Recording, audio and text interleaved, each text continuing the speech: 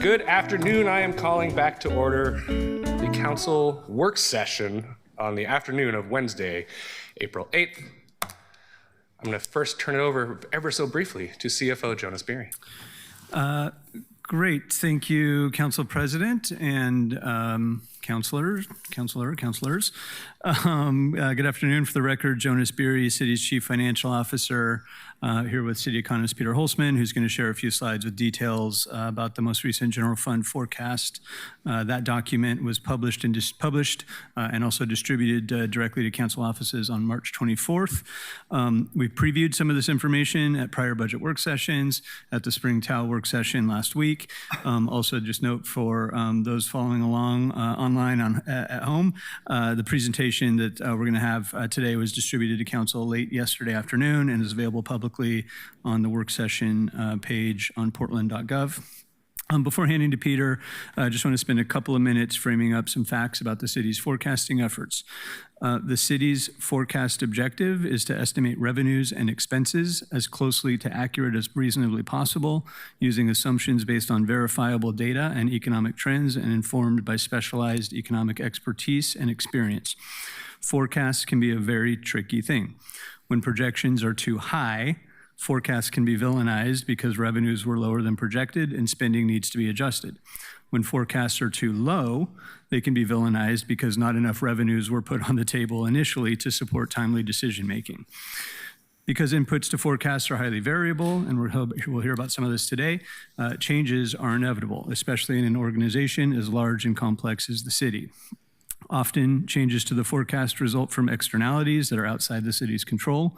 For example, global volatility and unexpected state or federal legislation can impact the forecast in sometimes unpredictable ways, and we'll hear about some of that today, and we already have. Additionally, recent city forecasts have been impacted by never-seen-before reductions in property tax values or reduction in property tax value growth that developed in the aftermath of the COVID-19 pandemic. It's because of this expectation of change that the City Economist provides multiple updates to the forecast throughout the year. One of my favorite wonky quotes, which some of you, maybe all of you have heard me say before, is "all predictions guaranteed wrong." I love that quote because it's sort of a cheeky nod to the fact that it's impossible to expect perfection in forecasting. Forecasts will be imperfect by their very nature, but hopefully minimally so. I'll also preview, we'll hear more about this in a moment, but I'll preview that the 5-year general fund forecast remains balanced over that 5-year period, consistent with current city policy. However, it's important to call out that the forecast is based upon current appropriation levels, or CAL, not current service levels. We know, or CSL. We know that CSL expectations are typically higher than CAL, so if that trend continues to hold true and nothing else changes, we can expect some amount of gap next fiscal year, despite the current forecast appearing balanced at 0 next year. Lastly, and as previously discussed in this room, I'm on the very front edge of working on a 5-year financial stabilization and recovery plan, and I expect that effort will provide support for future council discussions and deliberations about long-term forecasts and finances, and look forward to sharing more with you as that work begins over the next couple of months and over the summer. With that, I'll hand over to Peter. Thank you. For the record, Peter Holzman, City Economist, and can we go to the next slide, please? So this shows my least favorite graph, which is about economic uncertainty. And so in forecasting and economics, we differentiate between risk and uncertainty.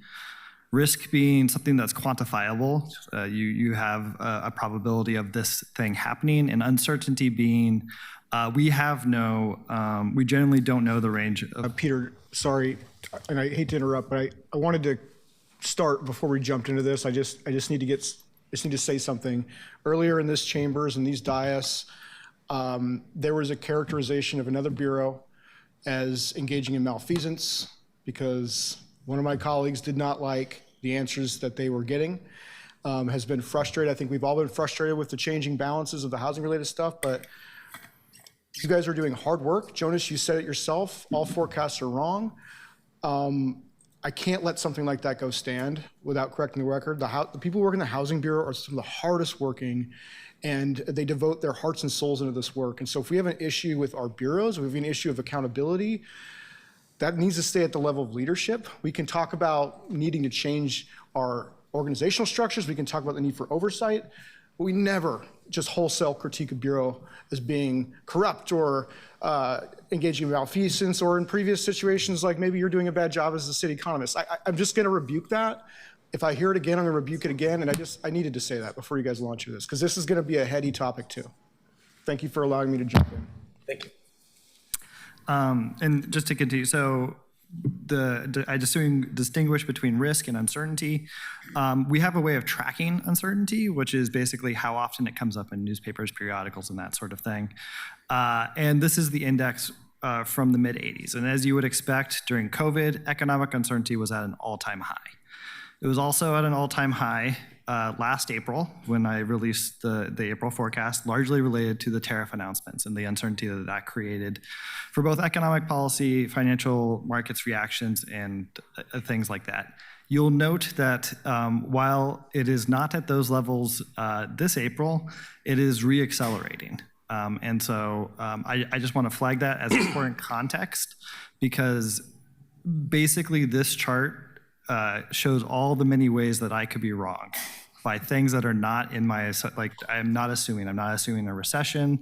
I'm not assuming some sort of further escalation of geopolitical conflict, anything along those lines. And so as all those possibilities exist, it sets the context for the forecast that I'm going to present today. And so we can go to the next slide. Council President, can I ask a clarifying question about that slide first before we move on? Yep. Thank you.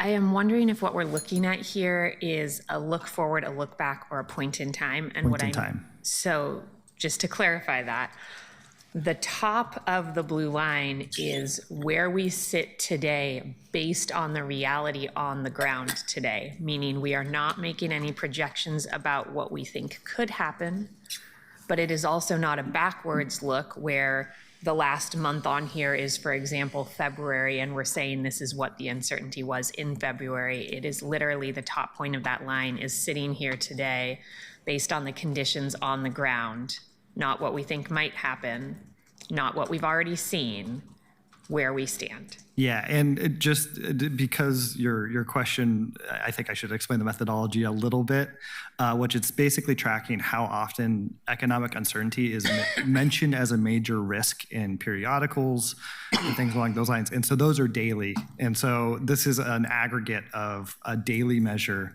that is, I believe it's weekly. So this week we are at this level.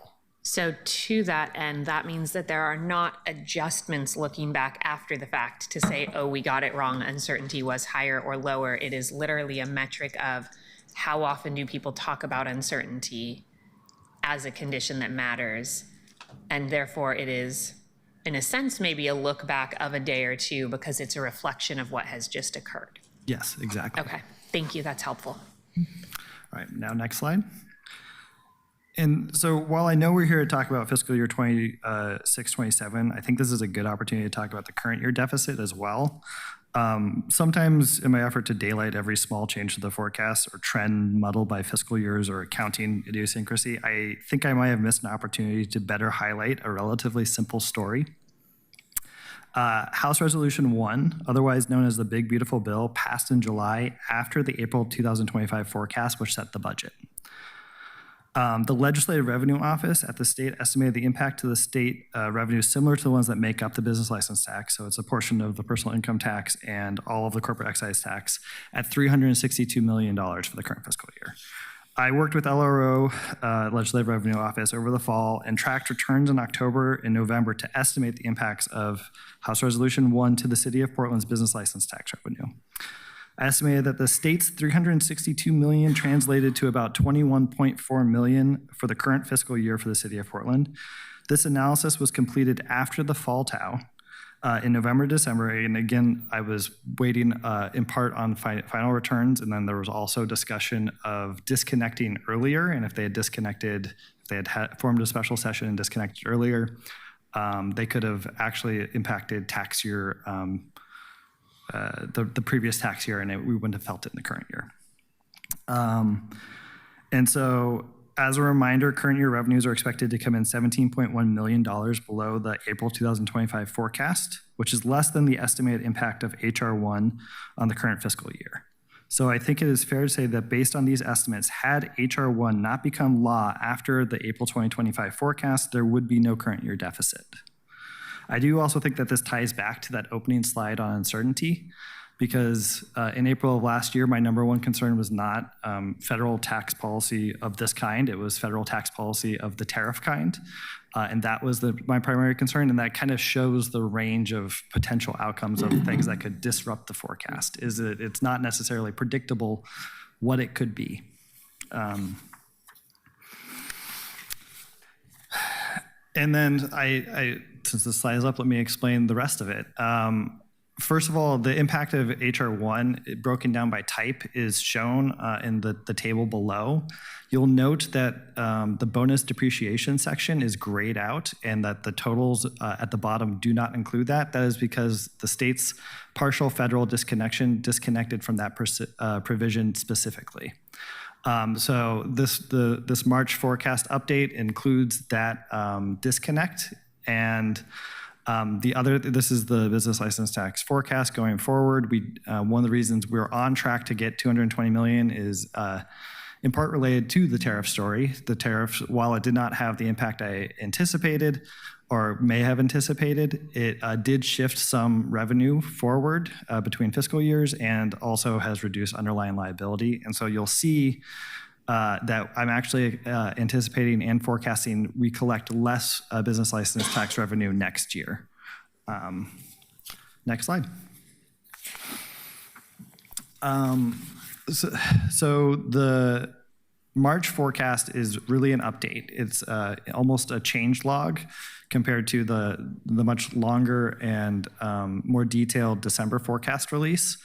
And so these are all of the changes that have occurred since the December forecast, and they're rolled into this. On net, it is a positive, but there's a lot of, canceling out of different effects. And so I'm just going to hit on like the big ones, and if there's any questions on any of them, please let me know. First of all, business license taxes, that is directly related to that $5.3 million. That is the federal disconnect. I anticipate $5.3 million more next year. That is in the forecast.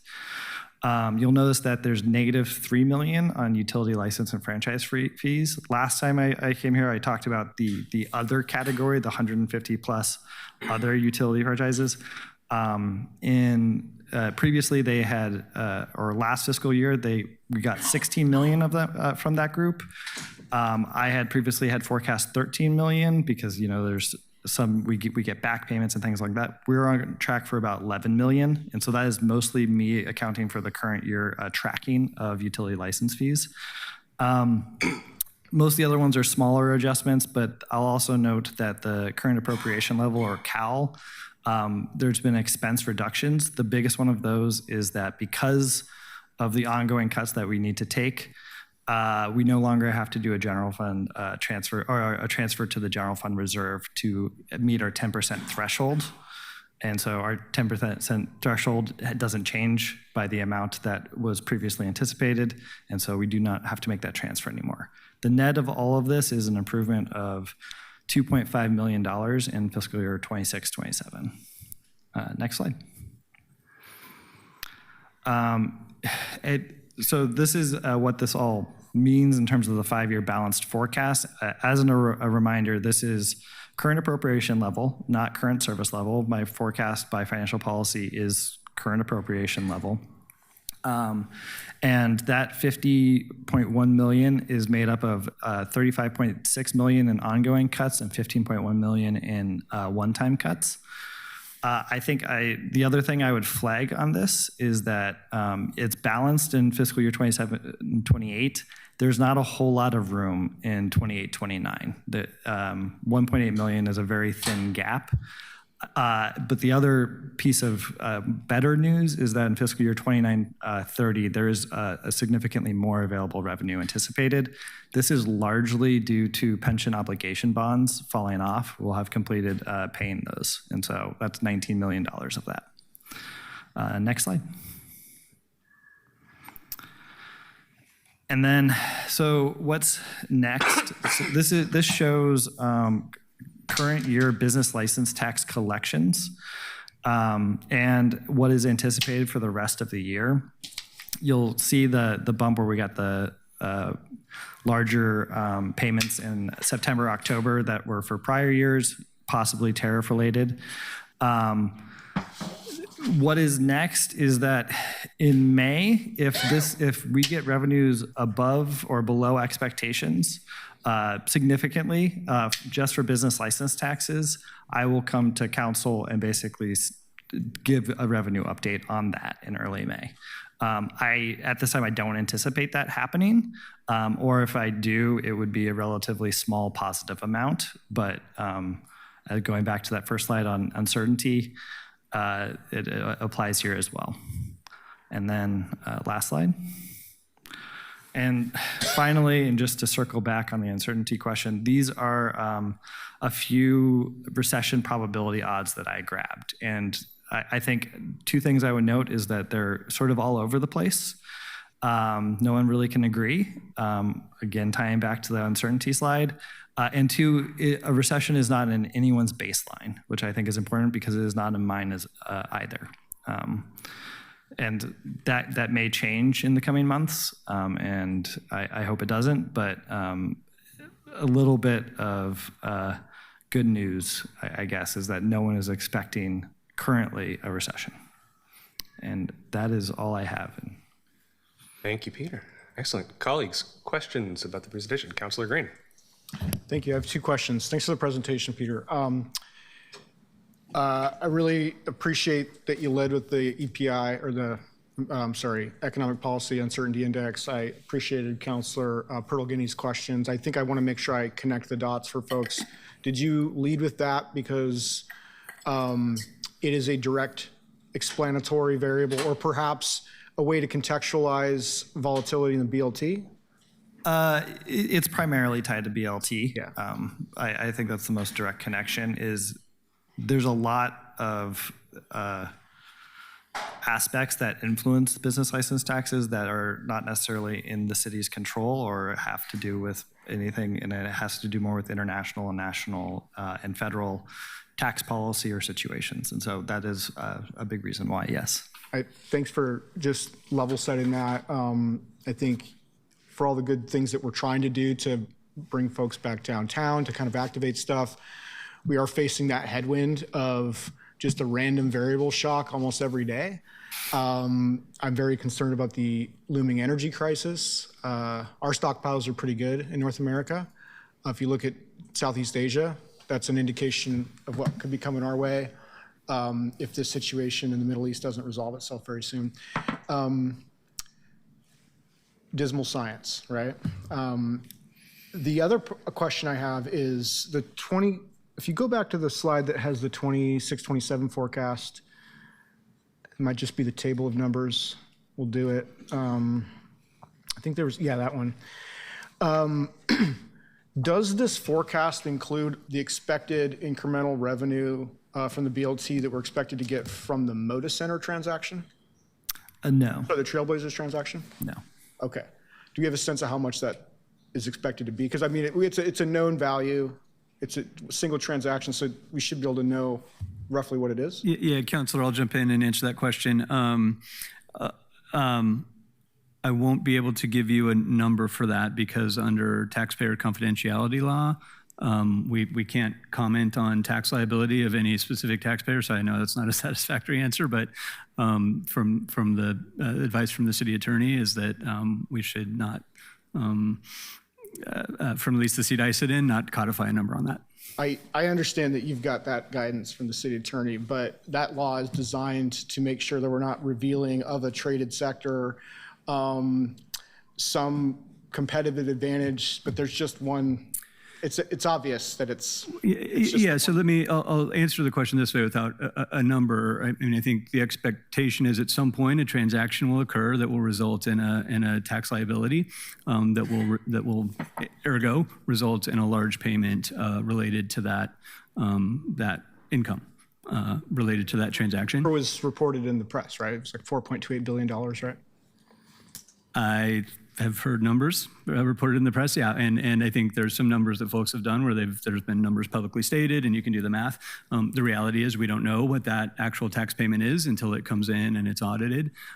So I think there's been publicly discussed expectation, and we don't carry that in the forecast. Just as we, any large, we can't predict the timeline or outcome of any specific large, revenue income stream beyond what we see in the trending. So the expectation is my understanding is that when that revenue stream comes in, is audited and verified and receipt in our coffers, then that amount is. We're not gonna forecast it. We're gonna wait for it to accrue. And is it generally true if a transaction happens in the current fiscal year, we could expect the revenue in the next fiscal year? Is there that kind of a lag? The lag is not necessarily predictable, which is one of the reasons why I don't include it in the forecast, because things can get challenged, and also possible that could come in over more than one tax cycle, depending on how it's structured by the property by the individual taxpayer. Okay, so thank you. I think that's about all I needed to level set. I just didn't know if that was already being assumed in here or not. And so if we're going to talk about the uses of those funds, it's just, I need to know if we're going to double count the use of those funds, is it on balance sheet, is it off balance sheet? But I think I understand what you're trying to say here. Thank you. Thank you, Councilor Green. Councilor Smith. Thank you, Council President. Peter, it's good to see you. Good to see you too. Franchise fees. Mm-hmm. We all got an email from PG&E that said that they were raising their rates. So since they're raising their rates, are we going to raise our rates, our franchise fee rates to them? Yeah. So we don't raise the rates to them, but we get so if they increase fees by 5%, then that passes through to city because we charge them 5% on their revenues. Okay. Just curious. The other thing, I see the BLT was forecasted at 212 million, and now it's forecasted for March for 217 million, which is a nice jump from December, what we thought it was going to be. And we always have this conversation about when we need to fill a gap. The first thing that I hear from CBO and others, and Jonas, we were down on BLT. But when I look at the numbers, it doesn't appear to look that way. It looks like we actually have increased our numbers in the BLT from the original forecast. So does that have a bigger impact on how much we're going to have for the general fund for our budget? Yes, and so let me rewind a little bit. That 5.3 million is directly connected to the federal disconnect. So since the state passed the partial federal disconnect, that is what was added back basically as that provision. And short answer is yes, that it just directly, and this slide goes through all of the changes of that, and the net is that it's 2.5 million better because some things got a little bit worse and some things got a little bit better, but on net, 2.5 million better. And I have two last questions. We're in such a global predicament right now, and we have started a couple different wars. Do you include that kind of thing when you're forecasting what's happening on the federal level? Because I'm really concerned. Every day I hear a different thing from our president. He said he's going to blow things up, blow up civilians. I mean, I don't know what he's going to do. We could wake up all dead tomorrow morning and not know it. But he concerns me in how we actually are able to keep our assets improving instead of going up instead of going down. I hear your concern and I completely agree. And actually, can we go back to the first slide? So that was kind of how I opened my presentation, was talking about the massive amount of uncertainty that has been created both last April with tariffs, this April with geopolitical conflict, and also it just huge legs, and it is a real forecasting challenge. I don't include any specific scenarios like that in the forecast, in part because there are so many ways that anything could play out, and not just talking geopolitically, but also talking recession or AI bubble bursting or things along those lines. But that is one of the many ways that my forecast could go wrong. Okay. Well, I appreciate it. And although it's not where I would want it to be, but it is looking better. Yeah. Thank you, Councilor Smith. Councilor Pertle-Guiney. Thank you, Council President. I want to start with a question totally separate from anything we've talked about. On the forecast line, it says that your forecast on transient lodging taxes is down by $1 million. Is that based on actuals that we've seen in the first quarter of the year, or is that based on projections for summer travel or something else? How concerned should we be? So I was projecting some growth in both occupancy and average room rates. I have not seen that growth. These in the most recent data. I've actually seen a slight decline is the most recent trend. And so I basically reduced the forecast to next year to be, it's the same as this year. Until I see actual data that shows improving, then that will then flow into the forecast. How concerned should we be? There is a lot of factors that influence that. And I mean, a big one that I spoke about last time is reduced travel from Canada. It's really hard to compare year to year sometimes as well, because we have events at different times and things along those lines.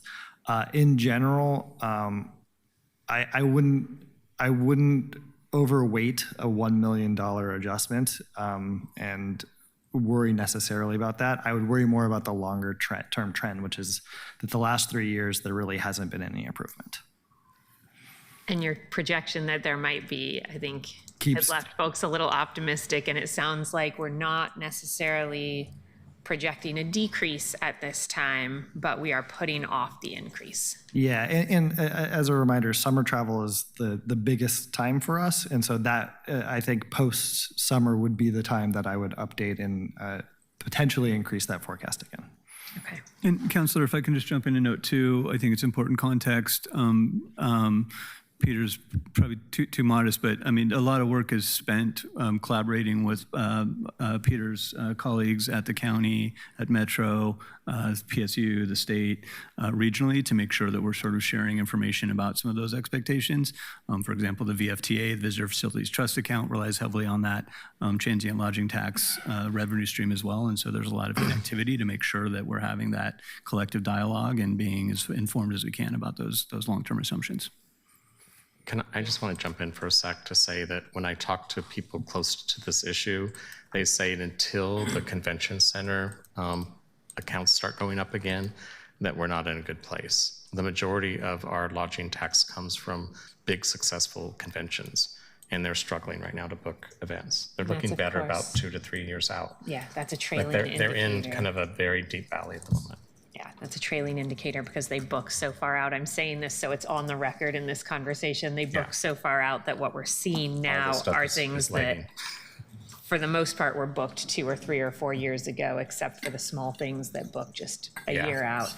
So we're still Luckily, seeing we the had a lot of tail. bookings in 2019, and we still lived off a little bit of that, but we have not done well since. We now have the tail from 2021 and 2022 that we're experiencing, and we expect that to tick up in the next couple of years. Thank you. Okay, next question. You mentioned that the projections are based on CAL, not current service level. And we have an increase in the expected CAL on the slide after this. if we were looking at current service level instead, and I'm still a year in wrapping my head around how we do our projections and how this new CSL fits in with Cal that we still rely on. When we think about CSL and how these projections could be affected by that, do you project the angle of the CSL line to divert and continue to get farther from Cal, or do you project CSL to be higher than Cal but maintain the same angle as it increases into the future?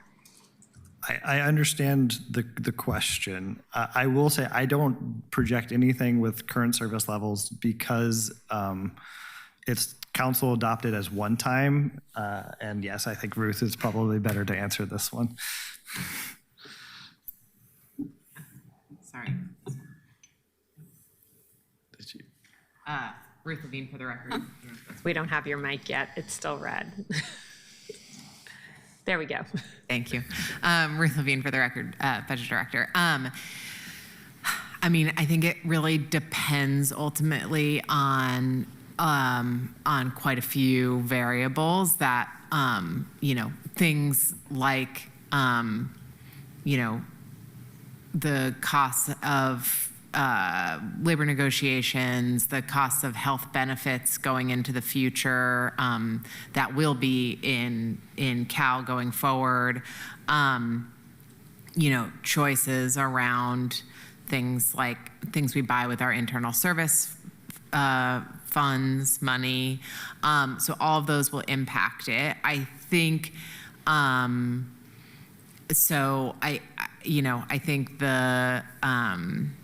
it's really hard to say. There's also this like kind of step function in the gap, right? From the one-time money, like the line is really higher above it. So I think it's hard to say. The part I can speak to is that we're trying to capture more. So things like the internal service fund rates, we're trying to do a better job at capturing those so that that doesn't surprise us as like a gap between Cal and current service level. But I think going forward, this forecast for Cal on the total expense line will inevitably increase in the out years, but to some extent that is, you know, impacted by council decisions that you all have control over. I think some of the external variable risks to the forecast are more on like the health fund, on the health benefits side, just with the cost of claims, and things like risk insurance rates, things that we don't have as much control over as a city. Those are kind of the main risks there. But yeah. And apologies to keep jumping in, but I also would just note that the delta between those two, the sort of the legacy, you know, there were very good reasons why Cal was established in policy as the baseline, you know, 20 plus years ago, and the world has changed. And so I mentioned up at the top the kind of 5-year stabilization plan project, and this is an example of one of the types of things I think might be a topic of that work, is to identify how do we, you know, better align in a policy and practice perspective so that we don't necessarily have two separate and competing sets of assumptions to facilitate making these decisions and making it a little more clear to support transparency and decision making. Okay, thank you. I'll look forward to seeing that. Final question on this same slide. In 2930, you talked about I'm not going to call it significant, but a meaningful increase in available ongoing revenue based on some pension obligation bonds fulfilling. Is that 25.6 million accounted for in the 830.3 Cal in 2030-31? Or if that 25.6 million is fully allocated, will we have a deficit in 2030-31? A great question that gets into the weeds of how this table is constructed.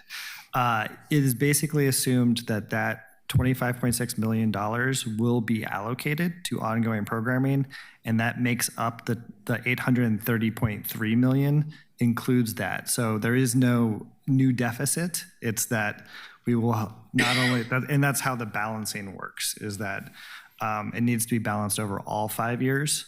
And so, yes, at this time, if there are no new labor agreements, no new ongoing costs, and current appropriation levels hold like that and revenues hold like that, we will be allocating $25.6 million of new revenue, of new ongoing in 2930, largely related to pension obligation bonds. I will say there's a lot of ifs in that statement, but A lot of ifs that we know will not actually be negatives. probably. Those things will all happen or change.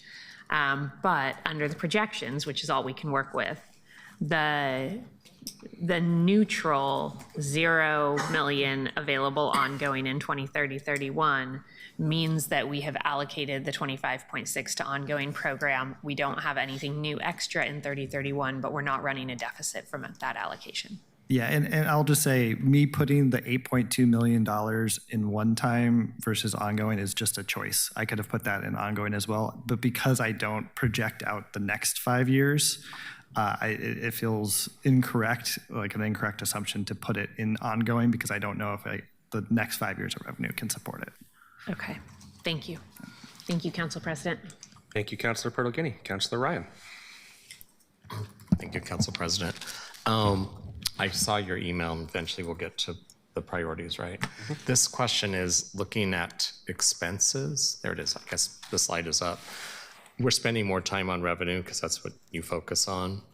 Now I see your friend up there, Jonas, who has more, he sees everything, of course, but on the expense side, I started to get a little bit, like yours is definitely a forecast. It's an economic forecast. Everything you said, I was a minor in economics, so I kind of followed everything you were saying. So yes, true. On the expense side, it's usually a little bit more certain, I would think. And Jonas, I'm not tracking what I'm seeing here.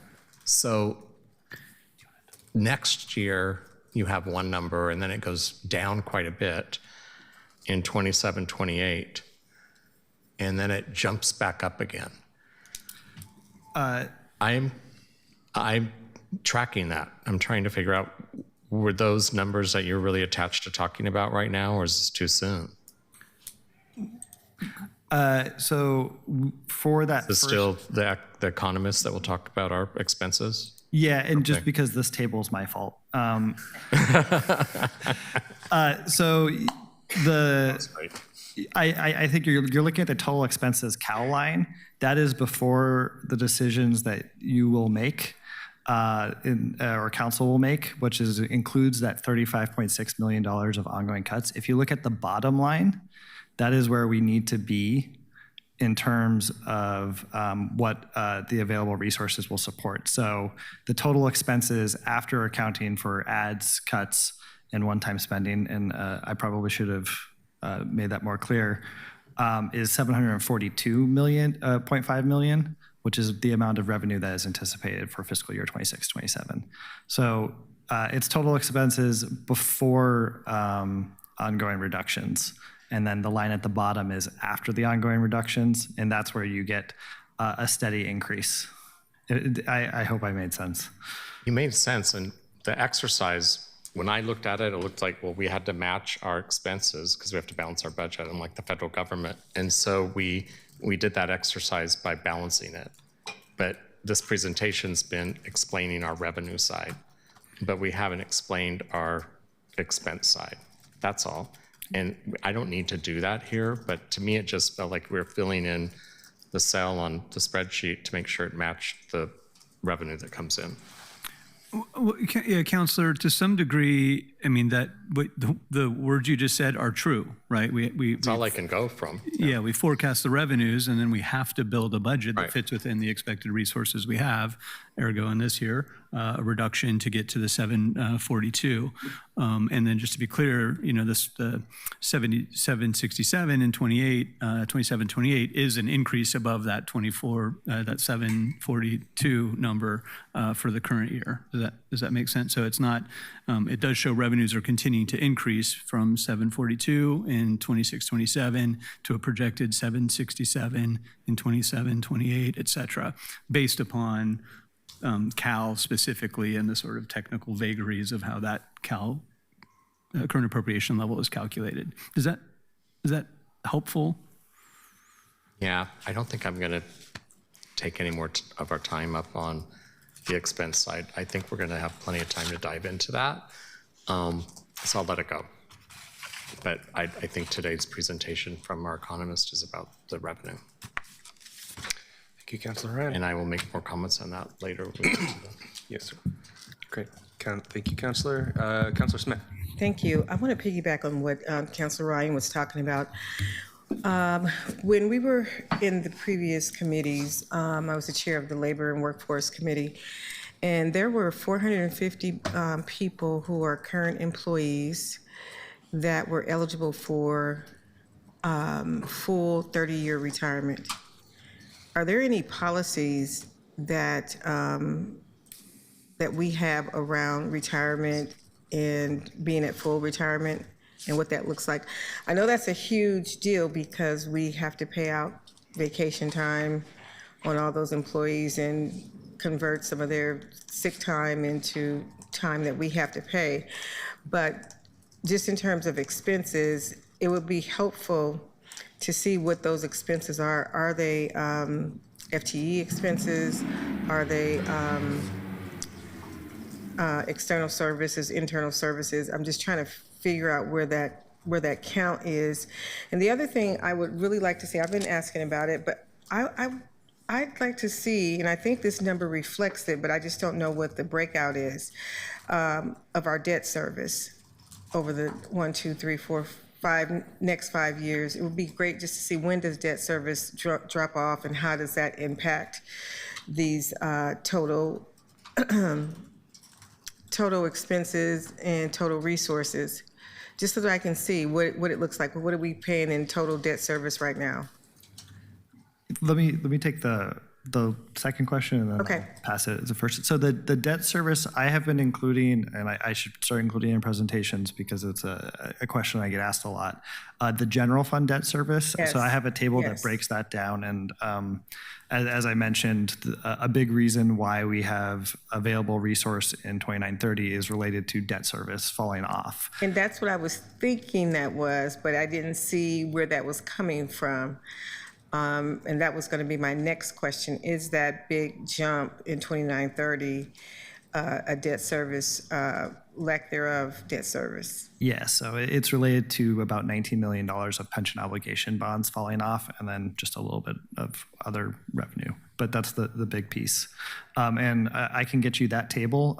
We do a lot more debt service than just what's in the general fund. I mean, the Water Bureau and all those do that. But I would like to see that too. I'd like to see the total debt service, even in the restricted funds, because that's important. That helps me to understand if there are things that are going on. It's not just this is a pension obligation fund, but the debt service that's in those big departments like the water, transportation, parks, those kind of things.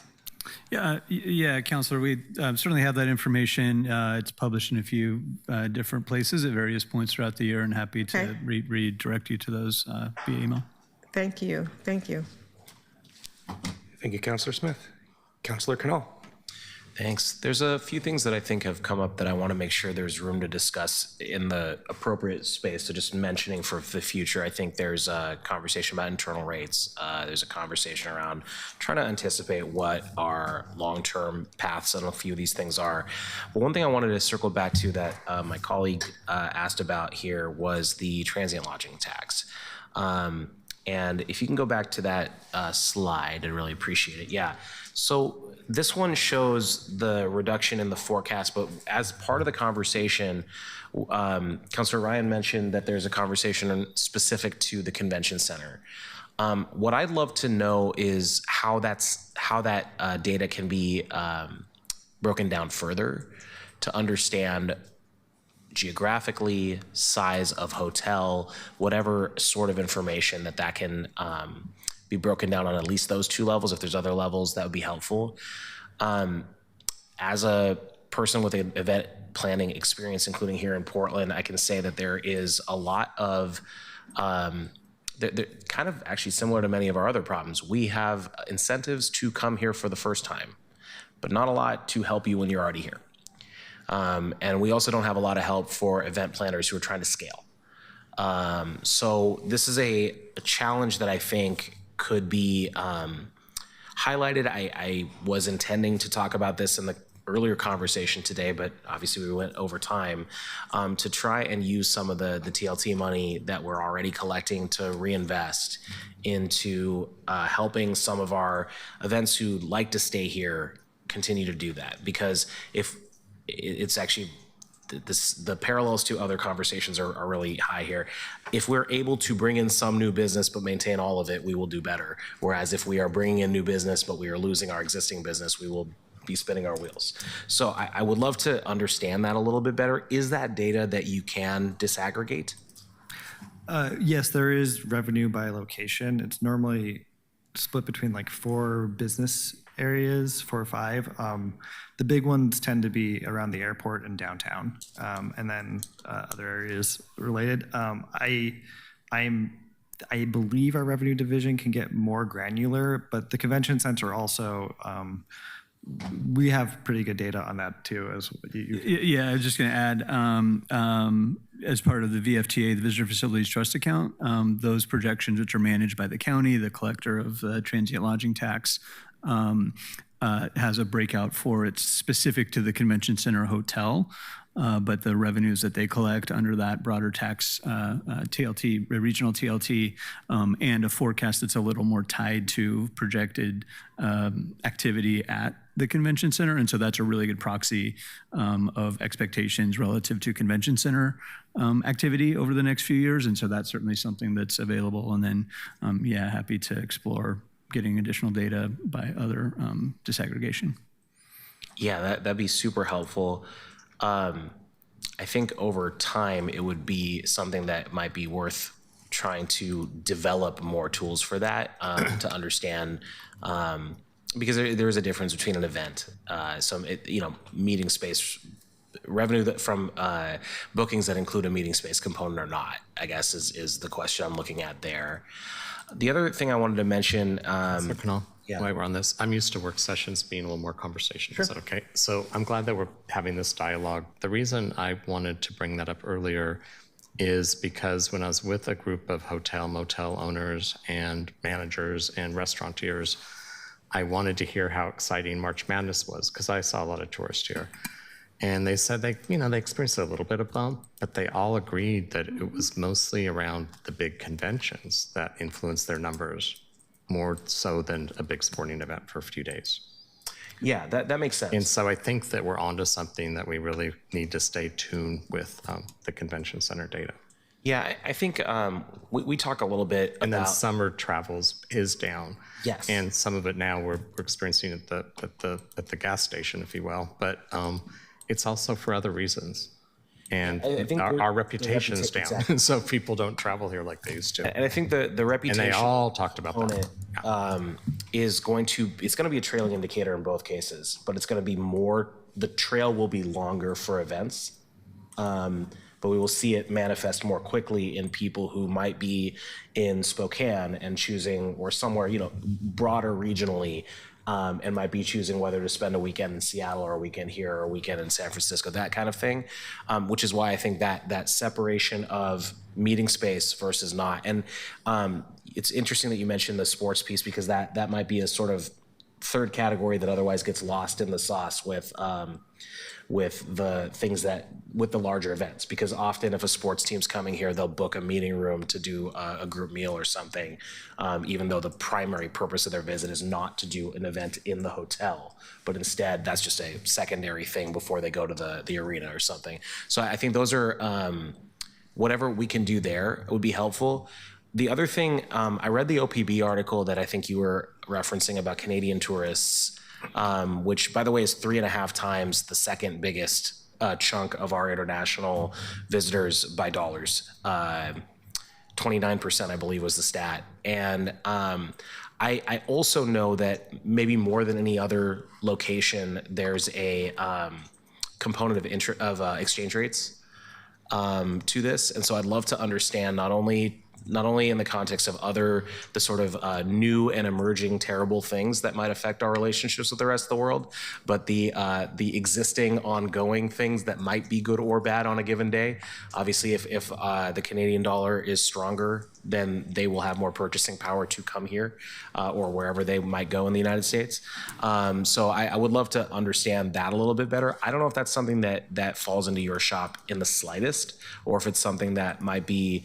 And part of the reason I'm asking you this question is I have yet to get a straight answer as to who owns the tourism portion, because I keep getting Prosper or Travel Portland, but who in the city owns this is a question I don't get a straight answer to ever. And that's not on you at all. That's more this box. But I'd love to understand if that data exists anywhere, or who would be the person responsible for that. My interaction would be with how that impacted our TLT revenues, but beyond that, I don't know. And I would say that it would be very, very hard to pull out that specifically from the broader TLT conversation, separate of the tourism question you asked. Okay, that's super helpful. Can I just either the mayor or the city administrator may have any information on who should I be going to in the administration to talk about tourism? Sure. Council President, I sit on the Visitors Development Fund, and it's primarily a Travel Portland generated table, and it has county, metro, and the city. And we're talking about how do we bring and or attract conventions and other tourists and such. So there is that table. It's just, I think Councilor Ryan hit it, reputationally, we're in that sort of doldrums. And then also nationally, we're just not a destination for international travelers right now, but we're working at it. I mean, we are definitely talking about it often. I appreciate that. That's all good news. But who in the administration owns it? Because that's Travel Portland. That's the mayor's office. That's maybe there's council involvement that I'm not aware of, but I'd love to be a part of that. And my background has a lot of that. So if so, but yeah. I know mostly it'll be in our community and economic development portfolio under Donnie Olivero, who would be responsible for that information. Since there is a combination of different entities that are housing that information, he would be the main point person for us to gather that. I'm not for sure if we have a main focal point in our city as a person or division within our city that is tracking that type of information. Typically, that's more in your economic development arm of your organization that is with, in our case, is with Prosper. Yeah, so that's something that I'd like to see an in-house conversation with, because I don't want to be in situations where it's counting on someone who happens to agree or putting a request into the void. And often in the conversation around tourism, this is an over a year-long set of questions that I've been having there. I don't want to get too far afield. We'll have the committee of the whole to talk about all this stuff later. But there was a thread leading off from the TLT here. I guess what I'm trying to say is, and I'm grateful for having a mayor who speaks positively about our city, something that we have not always had, that to help with the reputational piece, by the way. But I am looking forward to that being a larger percentage of our revenue stream in the future, and want to have that conversation in the appropriate place. Thank you, Council President. Thank you, Councilor Canal. Councilor Green. Thank you, Mr. President. Because we're on the transient lodging tax line item, Peter, I do have to ask, and I'm not trying to make your job any more difficult than it already is, but how do you go about forecasting that? Like, what's your general methodology? Yeah, it's relatively, I say this, but it's relatively simple, where you just take the number of rooms that you expect, the average occupancy rate, and this is, I use publicly available Travel Portland, Travel Oregon data to track and kind of come up with an estimate of our occupancy rate. And they also provide average room rate, and I know our tax rate. You can just multiply all those together by the number of days in a year, and you get a pretty close estimate. I, generally speaking, true it up to what we actually receive. And where the forecasting component comes in is changing average room rate. we're not building a lot of hotels, so I don't really change the number of rooms available. But it's really changing average room rate and average occupancy rate. And right after COVID, for example, we saw a big spike in the average room rate, even though the occupancy rate wasn't there. That died relatively quickly, and both have been up and down, but relatively flat for the last 3 years.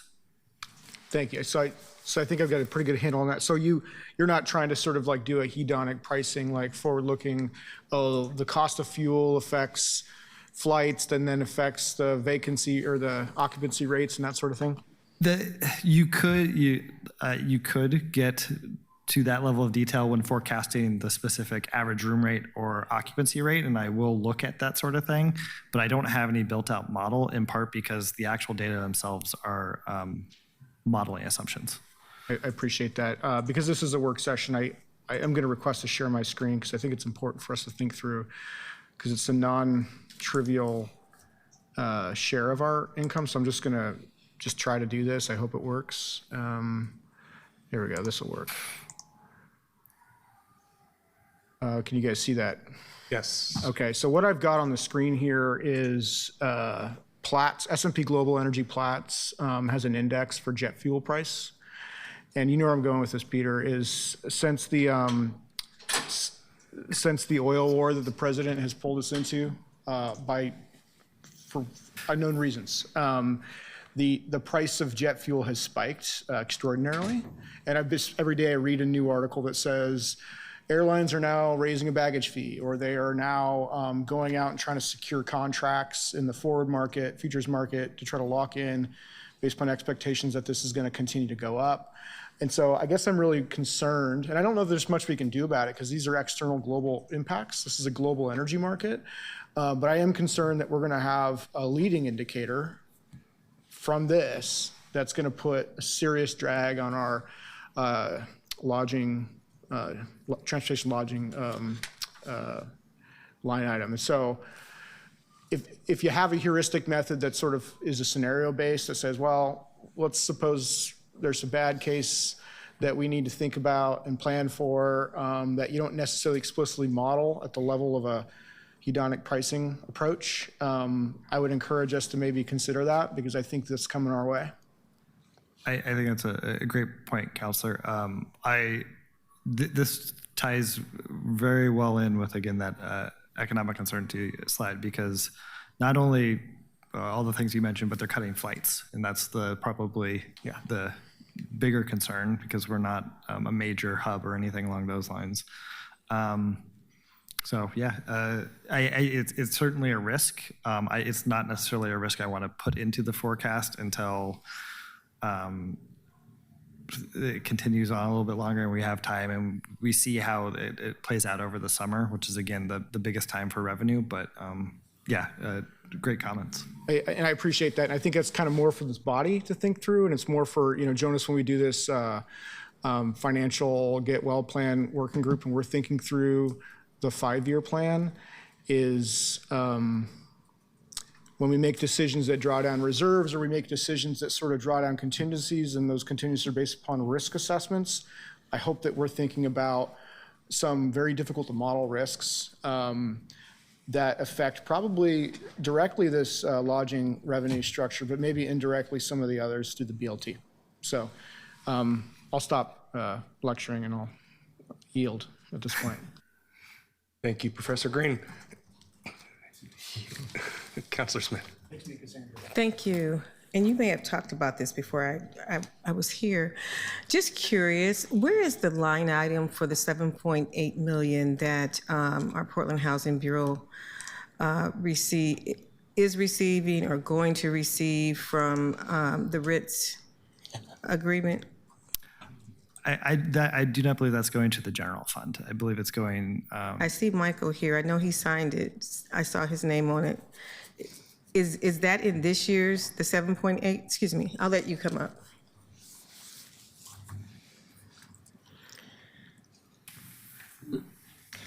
Council President, Councilors, Michael Bonacourt, Interim Director for the Portland Housing Bureau. Councilor, the negotiation process is ongoing, so it would be, if we come to an agreement and the money is sort of finalized and secured, it would be added in a TAO, I would imagine. So are we going to do a budget modification once we get the 7.8? Or I thought the Depending on the 7.8 timing, was yeah. already a done deal. I thought you signed off on it in March. No, there are ongoing negotiations. Okay. So that would be really good to know because that's not something that we're really expecting. And that's a nice piece of general fund money, a one time. I look at it as one time only money. So can we, go ahead, Ruth. Just to clarify, again, it's not general fund. It's not general fund? Yeah, it's going to Is it housing. housing? It's for the rental, It's the inclusionary, because they were inclusionary. supposed to be having affordable units over there, and they had to pay us in lieu of having those units. Am I correct? That's correct. Okay. So I should have explained that in the beginning. I know people are wondering, what is she talking about? That's good, but I do want to know, and I'll ask occasionally over the budget cycle if we've gotten that 7.8 million in yet, because I want to make sure that we account for it in this coming up fiscal year, 26-27. We have a gap, so I know it's housing money, but it still can offset our budget in some kind of way to pay for those things that we need. It will definitely be known when we come to an agreement on Okay, I appreciate you. Thank you. Thank you, Councillor Smith. Colleagues, very quickly, time is currently 3:30. We have a hard stop at 5 o'clock, and we still have to move to the second half of our item this afternoon, which is discussing council priorities through the budget. Councillor Purtle-Guinea. Very briefly, I just wanted to chime in on the conversation that Councillor Canal had with the mayor about who is point on conversations about tourism in the city. I believe that is part of the very broad charge for our City Life Committee. And if there are conversations that you'd like to make sure we are having that are not currently being had, let me know. I'd be happy to make sure that we dig in on the topic more this year. Thank you, Council President. Thank you very much. Thank you, Councilor. Okay, seeing no one else, thank you, gentlemen.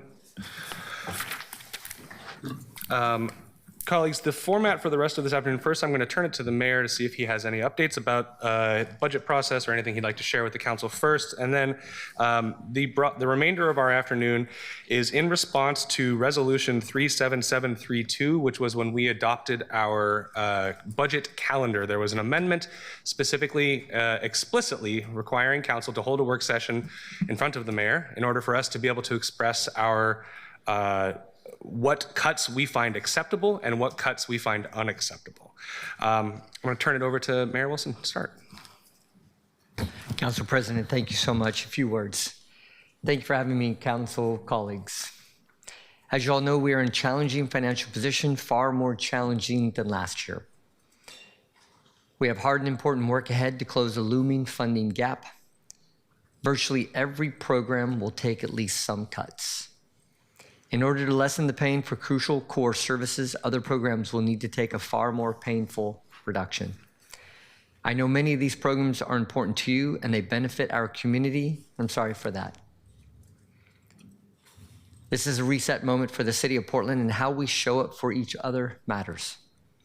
We can't just tell each other what we want to hold harmless. That isn't a realistic option in our current situation. Instead, we need to come to each other with open hearts, creativity, compromise, and most of all, with the willingness to put forth meaningful and specific sacrifices. Those specific cuts must include program areas that are important to us personally. I promise we'll get through this and that we have far brighter days ahead. We see signs of a renewed and resurgent Portland everywhere. We may have less funding to work with, but we have the same underlying obligation to foster a safe, activated, prosperous community. And thank you for all that you do for Portland. Thank you, Mayor. So, colleagues, we're now going to enter into an opportunity just where folks can have, I would love it if, let's see, we have about 90 minutes left, and about 9 of us on the dais. So let's try to aim for 10 minutes apiece, as folks can tell the mayor specifically what your priorities might be, what cuts you find acceptable and what cuts you find unacceptable. As the mayor said, this is a cut year. Nothing is going to be held harmless. But and while I'm sure much of the mayor's budget is already sort of proposed and ready to go with some futzing on the margins, I think this is also a good opportunity for us to preview what those red lines are going to be for us each, what amendments might be coming forward from each of your offices if it's not reflected in the mayor's budget, and a general discussion about prioritization. So feel free to jump in the queue, and I'll start with Councilor Zimmerman. Thanks, Mr. President, and to the mayor and city administrator. It's no easy task to propose a balanced budget in a year like this, and so I recognize the position y'all are in. So it's an interesting time to weigh in on the cuts when we don't know what the cuts are, but I think it is helpful, and I've always believed this in my career, of kind of outline where those priorities are. So I think this is a valuable exercise so that you have all the decisions or information to make decisions. Mayor, I think one of the challenges that governments often face are, do we make across the board cuts or do we make targeted cuts? I'm not a particular fan of across the board cuts, usually because in the time of doing that, there is a crisis or a part of our civic life that is not going well. And so if you do across the board cuts, I believe them to be kind of erroneous in terms of what our focus is or our improvement area or our key indicator of success. So there have been times where I've seen that occur, and I'd say they were good times, but for the budget situation. I don't think that's where we're at, meaning I'm very comfortable with targeted cuts, because a targeted cut or a greater targeted cut versus everybody cut that's equal means that you're highlighting the key areas that you want to prioritize. And I actually think that that's important for Portlanders. I think it's important for this council. So I'll be more favorable to a plan that says, here's what I'm prioritizing. And because I'm doing that, I'm recognizing that I'm putting a larger cut in other areas versus an across the board percentage. So if that's what we see, I think I will respond to that favorably, even though I admit there will be some areas that either will not exist or they will take such significant cuts that it's going to be a significant emotional event for some folks. But I think we still are in crisis time in those conversations we had last year about what do you focus on in crisis time. I think we're still present with a lot of that. And so for me, those areas that I hope you are preserving wherever possible, Mayor, of course, are in the livability and cleanliness areas. Anything we can do that we think will increase the amount of capacity, the capacity of units available for people to live in. So housing capacity, which really gets at that affordability matrix. I think a year or two ago, I think people were talking a lot more about public safety, but I think affordability is front of mind for so many people in a way, because I do see some significant improvements that have happened in the public safety and livability realm because of your efforts, because of all of our efforts. And then, of course, protecting those, the public safety areas. I'm looking for, I'll say, slight system improvements in how our neighborhood associations get to participate and weigh in and work with us. But I don't foresee significant budgetary changes. I just see more of a direct recognition of the role in which they play in the community that you might be able to articulate. So I say that because I'm going to take seriously all system type approaches when I put those in the category of none of those will be easy decisions, I'm sure. I'm not going to, or perhaps it's a red flag to use or a red line to use the council president's, the cute headline type of cuts or kind of the silliness cuts of, proposing, I want to, if we see those types of things get put up, I'm going to react a little differently because I'm not sure that they really fall into a fixing of the system approach. And if you look at that forecast we just looked cute headlines aren't going to save us. We've got to have a system of like, what are we reducing? What are we no longer investing in because we've changed what our core lines of business are? Those lines of effort where we spend our time, they matter. And I think that safe roads, safe public space, livable public space, public safety apparatus that actually picks up the phone when you call 911, that actually gets there when they dispatch, that is building homes, that isn't stopping you at the permit line. Those are our core functions. And everything else kind of falls in the extra category. Making this new government work is a core function, right? Setting up this government to work was a big part of our duty in this first year. Steps backwards in that realm will not be met favorably. And then lastly, I just will say, I guess I'm approaching this budget differently than I've ever approached any budget in my career, which is I am not bringing a list of things I want to fund because I think the system is so dire and our number is so dire. But I am coming with a list of things I want to protect that are, I think, going to be in the areas based on what I've seen you portray to the public. So that's very different than normally, I think, of the way a district counselor thinks about stuff. But I am putting that guardrail on myself. And I'm hoping to have those be considered core functions by you and your administration.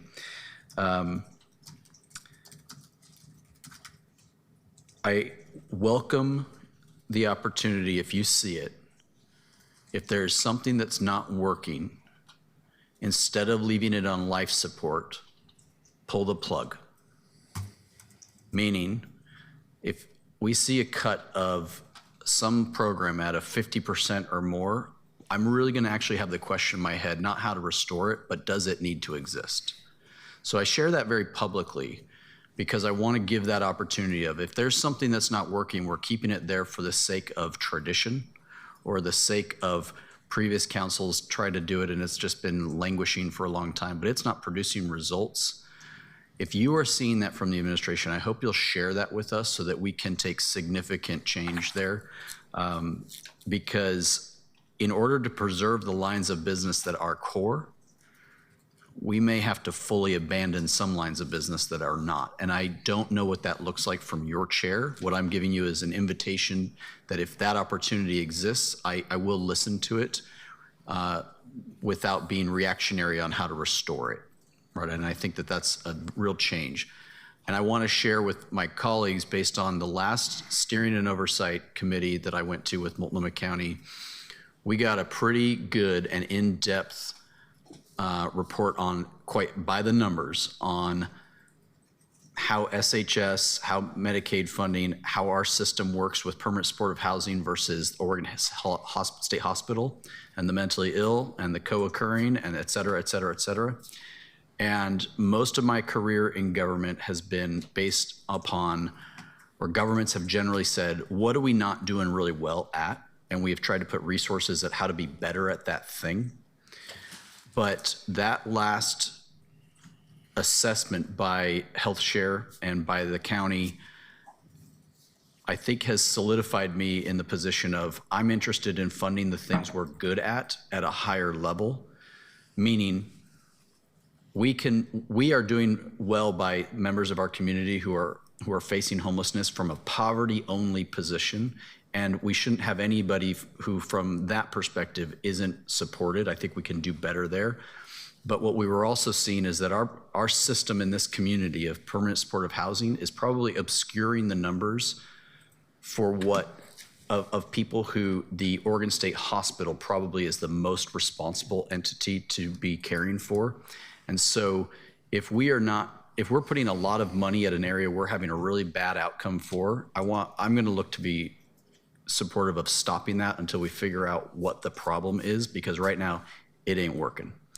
And that really jumped off the page. And after a year plus of that, I think I'm to that position of money after what works, recognizing that someone's not going to be at the table, but I'm not going to do things at a lower quality to ensure that something that we're really bad at is at least at the table for the sake of saying it's at the table. I think that we've got to get serious about what we're good at. So I just share that, Mayor. You have a tough job coming up. Colleagues, I know we're all going to come about this from 12 different perspectives. I know I'm approaching this budget in a very different manner. There's your 9 minutes, Mr. President. Thank you, Councilor Zimmerman. Councilor Pertolini. Thank you, Council President. I don't think I will need more than half my time.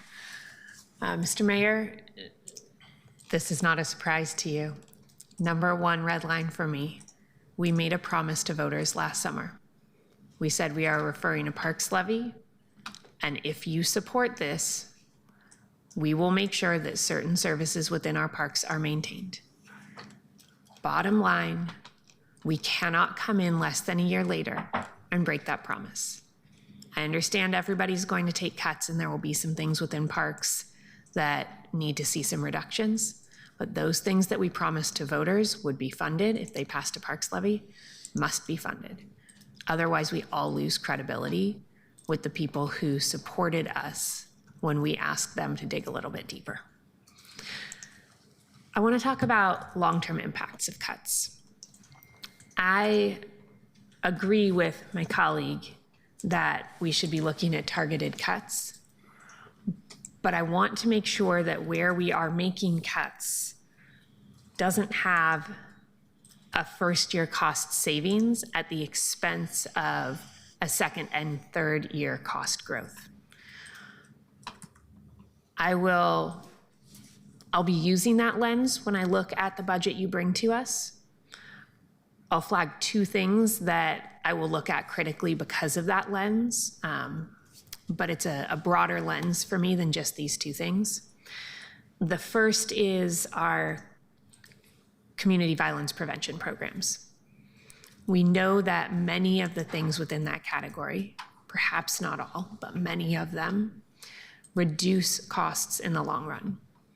And to take short-term cost savings there, knowing the cost growth we will see when violence increases, that's not a one-year cost savings that I can support. Similarly, we know that there is often pressure to reduce internal costs and then contract out work to make sure we can still do the same things. Sometimes we can do that in the short term at a lesser rate. Often cost savings come from offloading assets or from one-time cost savings for not having to upgrade assets. And those things almost always end up costing more in the long run. I want to make sure that we are not devastating our own workforce to try to save costs in ways that will then not only leave more Portlanders unemployed, which has a cost to us, but leave us with costs to make up for that as contract costs grow in the future. So that principle, what are the long-term impacts? Do we have a year one cost savings, but a year 2, 3, 4 cost growth is a critical one for me. Those are two examples where I've seen public entities go awry on that principle in the past. We were asked to look at both cuts and revenue. And I'm not going to propose revenue increases, but I just want to talk about some principles there. I am concerned that there are a lot of places where we are looking at revenue needs that end up shifting costs from a broader to a narrower base. And I am concerned that we are becoming more and more reliant on fees that generally have a flat rate, maybe with some exceptions, but that our tax system is not as progressive as we like to think it is. I don't think I can say we have to hold a bottom line on those two things right now. But I do want us to look holistically at the changes that we are asking Portlanders for in the fee and tax and other revenue space, and make sure that the collective impact of our decisions doesn't end up putting continuously more and more pressure on working families in our community at the expense of broader and more progressive revenue-raising measures. I think I'll end there so as not to dilute the impact of those things. Thank you, Council President. Thank you, Councilor Purtle Guinea. Councilor Smith. Thank you, Council President. I thought we were going to have a conversation, so I haven't heard you respond to any of the things that you've heard. Okay. I don't have any just outstanding things that I need other than things just to maintain what's already been in the budget. I'm always going to fight for putting resources in our underserved youth for summer jobs, period. That's a given. And I'm really concerned about the apprenticeship programs and the pre-apprenticeship programs that are expected to be reduced. I've gotten lots of text messages from Andrew McGough and from Work Systems that they've received letters already, and I thought that was odd. The other thing that is really brewing under the, surface are the neighborhood associations and the district coalition offices, and that they're currently being asked to send back an RFP that will include other nonprofits to be able to manage the relationships with the neighborhood associations and how they do their work.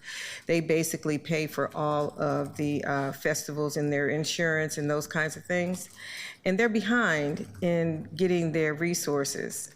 I met with them this past Saturday, and they wanted a sit down with the city administrator to go over it. And I told them that I would ask you about it this week, and this is what I'm doing, because I think we need to sit down first before we talk to the mayor so that we understand clearly what it is that's different in how we do business. The way they're being asked to do business, they reduced the district coalitions from 7 or 8 now down to 4, and that's in the community engagement. The interaction that they've been having with our community engagement officer has not been a positive one. They're not getting the answers consistent answers about how they go about and why are they being asked to do it this way. Is there a possibility to change? There's a lot of institutional information on how they do the business that they do within the neighborhood association. So that has always been an issue. I've watched it over 30 years. But with this new change, there are new ways for them to get their money. They're getting their money late. And as a result, if District 1 coalition had not put some money in reserves, they wouldn't be able to put on all the festivals and get the insurance for this spring and this summer. So that's a problem. And I know it feels like it's minute, but it's important to them. And there is a kind of a rift between what they consider white homeowners and diverse renters, and who and how they run the neighborhood associations. And so there has been countless, meetings in the past about being inclusive. And I pointed out to them on Saturday that me and my staff were the only diverse folks that were sitting around the table. And that we can't have renters and homeowners fighting. We need to get you all information so that you can make the best decisions about what we're doing as a city. So that there's an undercurrent there that I wanted you to know about, and I'll work with you, city administrator, about getting a roundtable meeting with them. The other piece that's really concerning is the overnight shelters. I'm just so concerned that we're not going to be able to pay the full freight for the overnight shelters because we don't have the money.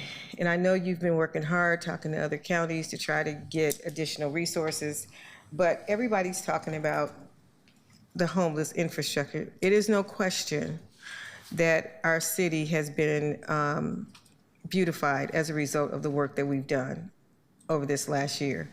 It has changed. It has changed in a big way. Even in my neighborhood, it's changed.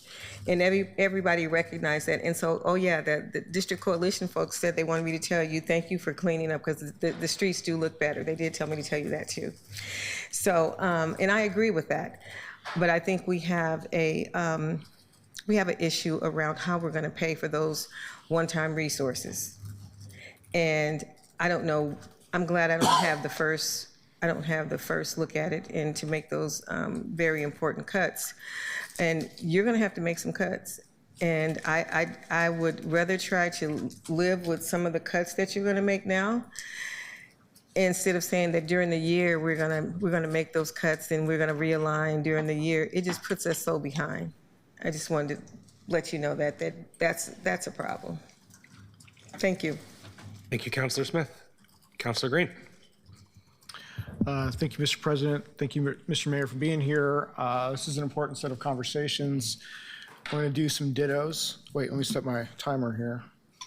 I'm going to start with a ditto on Councilor Smith. You talked about the need to make sure we're supporting those neighborhood associations on their insurance and sort of they have a minimum viable money that they need, that if they lose that, they cease to exist. You know, we can have our critique of that model. That's an interesting philosophical discussion to have, but I know a lot of good things happens out of those neighborhood associations. So I'm going to want to not cut that deeper into the bone. I'm going to ditto everything that Councilor Pertle-Guinea said. I think that you hit, I think the core of my top lines. Just want to reaffirm very directly that we did make a promise to voters. I knocked doors for the levy personally, and I told them at the doors that we were not going to lose a service delivery on that. And I'm not going to go back on that in the budget. I'm not going to support closing fire stations. I'm not going to support cutting public safety specialists. I'm not going to support cutting Portland street response.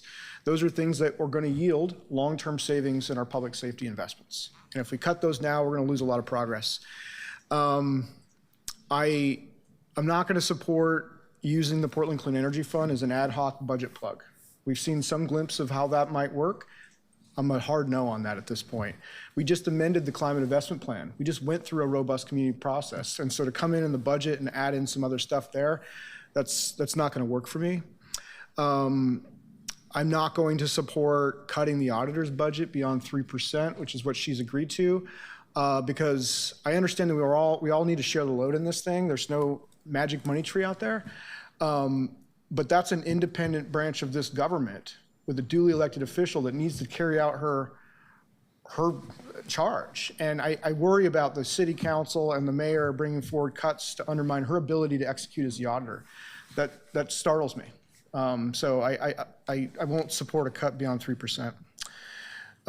Things I will support, because I know that we've got to find the money. I will support pulling forward in time our expectations on what the business license tax revenue is going to be from the transaction of the Trailblazers, which is $40 to $50 million. I know Jonas couldn't say it, but I can because I've seen it in the press. I will support using that money to backfill the things that we know are one-time cost, because that's a one-time revenue. I'm not going to support the same level of the shelter model that you proposed last time. You know, we have to have further conversations on what the right size is, but I think it's too expensive, and I don't think we need that 1,500 bed capacity. In terms of the impact reduction program, you know, I'm going to take some heat for saying this, but I think we need to cut deeply into that too. We have a legal requirement to do a minimum amount of sidewalk campsite clearances. We have a creek settlement.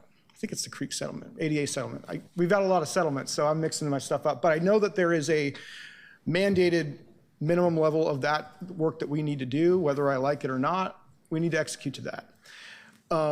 What I worry about is that that's just a cost basis in our budget that continues to grow, because you know you might You might clear some folks out of downtown, but you're continuing to throw away their stuff over and over and over again, and it just burns cash. So I think that there is a right level of spending there. Whatever we approve in the budget, I want to make sure that we are spreading that resource across the entire year, so we don't come in later in a fall towel and say we need to approve some encumbrance carryovers to pay for more of it. I'm also deeply worried that if we continue down that same path, we're going to push people into Forest Park because they're driven out of downtown. This is what I've heard from some folks who are thinking about going deeper because they're worried. And that introduces a very unacceptable fire risk to me and my constituents. I do support looking at the number of senior executives that we have in the city, the deputy directors, the directors, deputy city administrators, and asking the question of whether we need to continue funding those at that same level. I know you guys are doing span of control work right now. I know you guys are already thinking about that, but it's going to be really hard for me to accept a budget that cuts into our rank and file if we have just allowed and validated sort of bloat at the top. That's going to be a red line for me.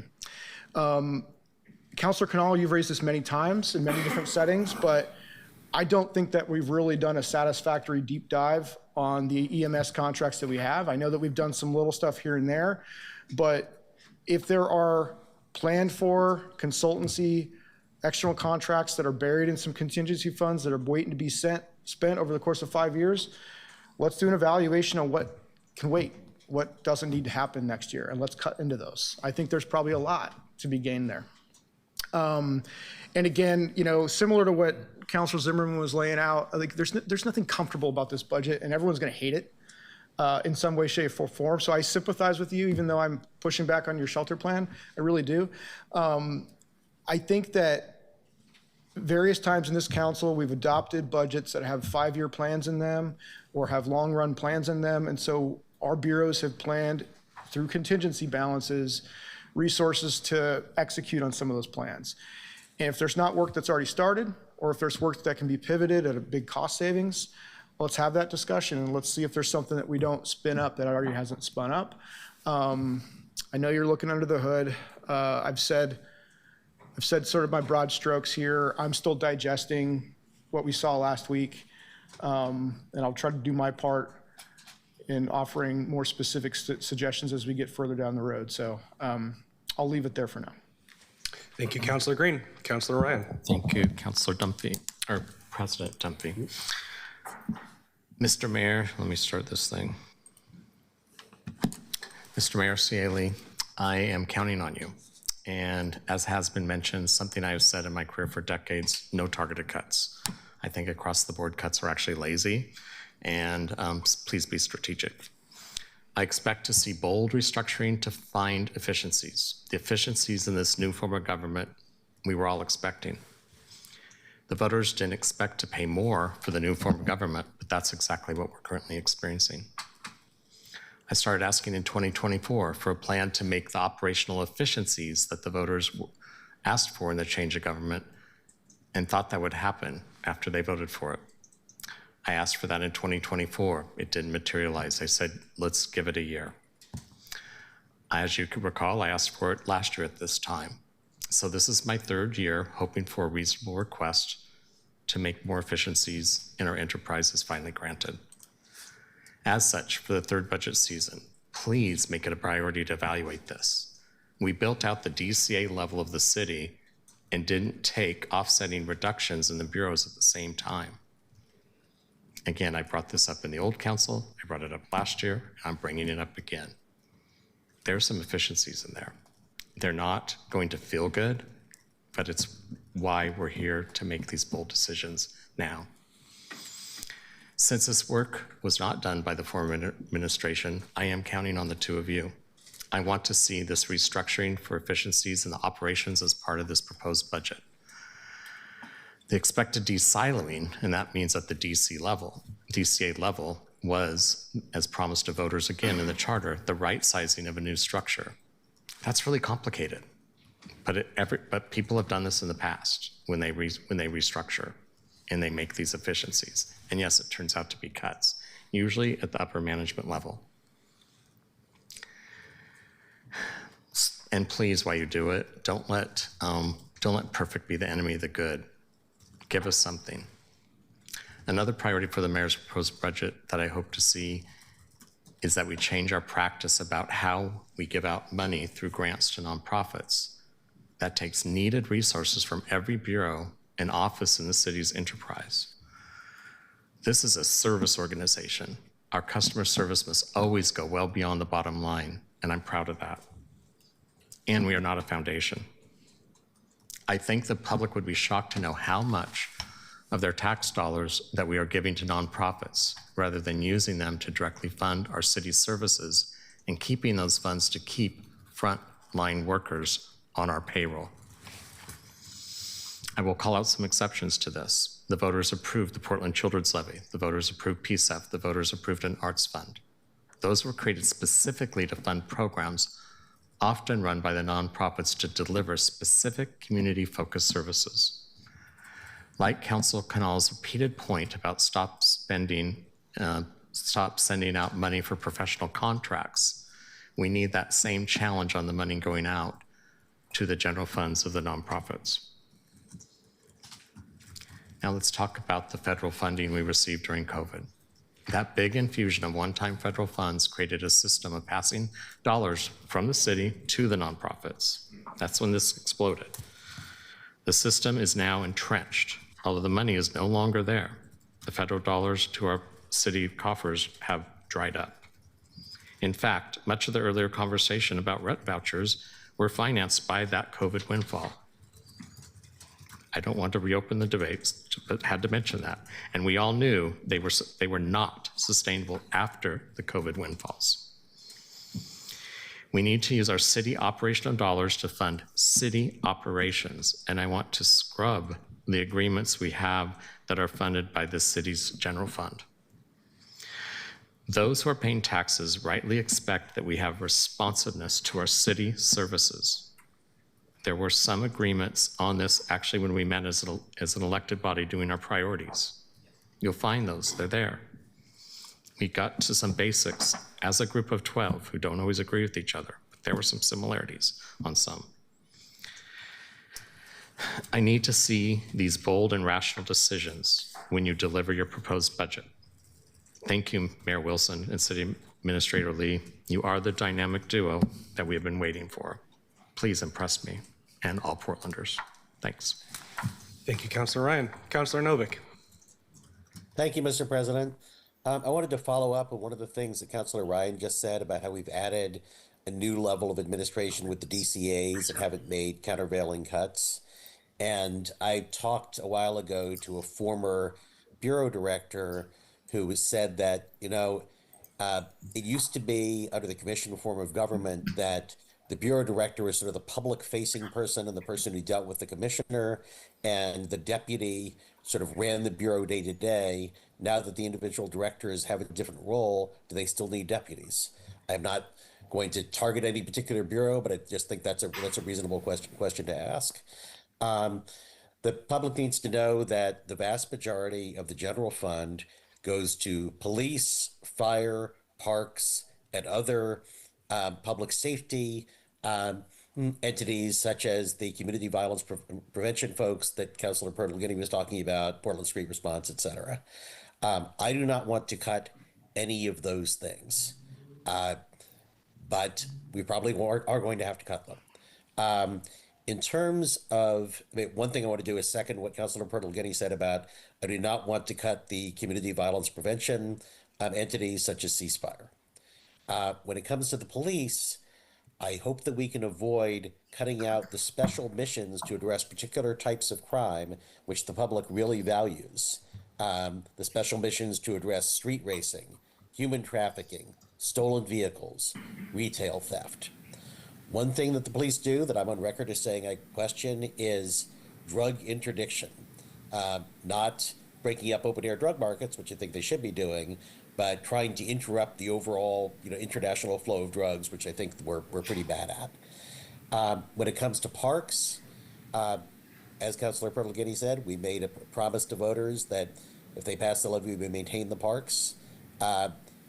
I am not going to say right now that I'd support closing fire stations in order to preserve that promise. I suspect there will be some cuts to parks. One thing I will say is that in some circumstances, raising recreation fees, although unpleasant, might be a reasonable option. When it comes to fire, all of the choices are incredibly unpleasant. I wouldn't be surprised if the mayor comes out saying that there's some fire stations that get a lot fewer calls than others. So I wouldn't be surprised if the mayor comes out with a budget that says we're going to close down the fire stations to get the fewest calls. The problem with that is that then you're saying to a neighborhood, if your house catches fire, it's going to burn to the ground. And I don't want to say that to anybody. On the other hand, another possible cut to fire is cutting the two-person medical vehicles. And we could say that that's not as core as fighting fires, but those medical vehicles save lives. So I have no brilliant suggestions as to how to cut fire. I think that it's harder than anything else. Did I have anything else to say? No, that's about it. Thank you. Thank you, Councilor Novick. Mayor, I put myself in the queue. It is easy to list off things that I don't support cutting. I'm going to list some of those. But I'm going to start by saying things I do support cutting. And some of these are going to make me deeply unpopular. But I will start by quickly saying I had a meeting with the District 1 Coalition office. And almost every neighborhood association in District 1, plus an additional 15 nonprofits or NGOs that are specifically serving populations in East Portland. And I said explicitly to them, we have to cut the general fund. That is police, that is fire, that is Portland Solutions, homeless services, and parks. What are your red lines in this room? What are the things that you absolutely need me to not cut? And over and over and over again, the only thing I heard in the entire meeting was do not cut parks. Honestly, I was genuinely surprised. One person who's particularly mad about the fire department suggested we gut the fire department. I'm not advocating for that. But I was surprised that the folks in East Portland who are most on the ground in the neighborhoods are advocating so strongly for parks as a public safety tool that when we let the grass get overmowed, if we are overgrown and we don't mow it, if we plant trees and we let them die because we don't water them, if we allow these public spaces to rot, they become attractive nuisances for bad behavior that degrades the broader neighborhood. The example of Ventura Park was brought up to me, where for over 3 years, the bathroom was chained shut. When the bathroom was chained shut because it was broken and we weren't fixing it, parents stopped bringing their kids to the parks. When the kids stopped coming to the parks, tents started showing up. When the tents started showing up, more tents started showing up. At some point, drug dealing and violence showed up in the park and it became unusable. When we fixed the bathroom, most of those problems went away. So my community is telling me very clearly, please keep parks as whole as possible. That said, I think that there are some really thoughtful reductions and discrete reductions within the cut packages that are proposed here around community centers, around tightening the margins. I understand that I think the community centers are vital community public safety. But I think that there are some thoughtful ways we can reduce some of the hours and I'd really identify who we are saving and who we are serving. I'm going to say something unpopular that my council colleagues in District 2 will not appreciate. I'm going to talk about the pool center. I'm going to talk about the aquatic center. Because in a moment where, we are talking about which of our precious public assets we have to get rid of, I don't know, it doesn't make sense to me for us to this year, in a moment where we are in a tough spot, to prioritize new items. So I would be supportive of delaying the opening of the North Portland Aquatic Center, and I apologize to the three of you. You can fight me later.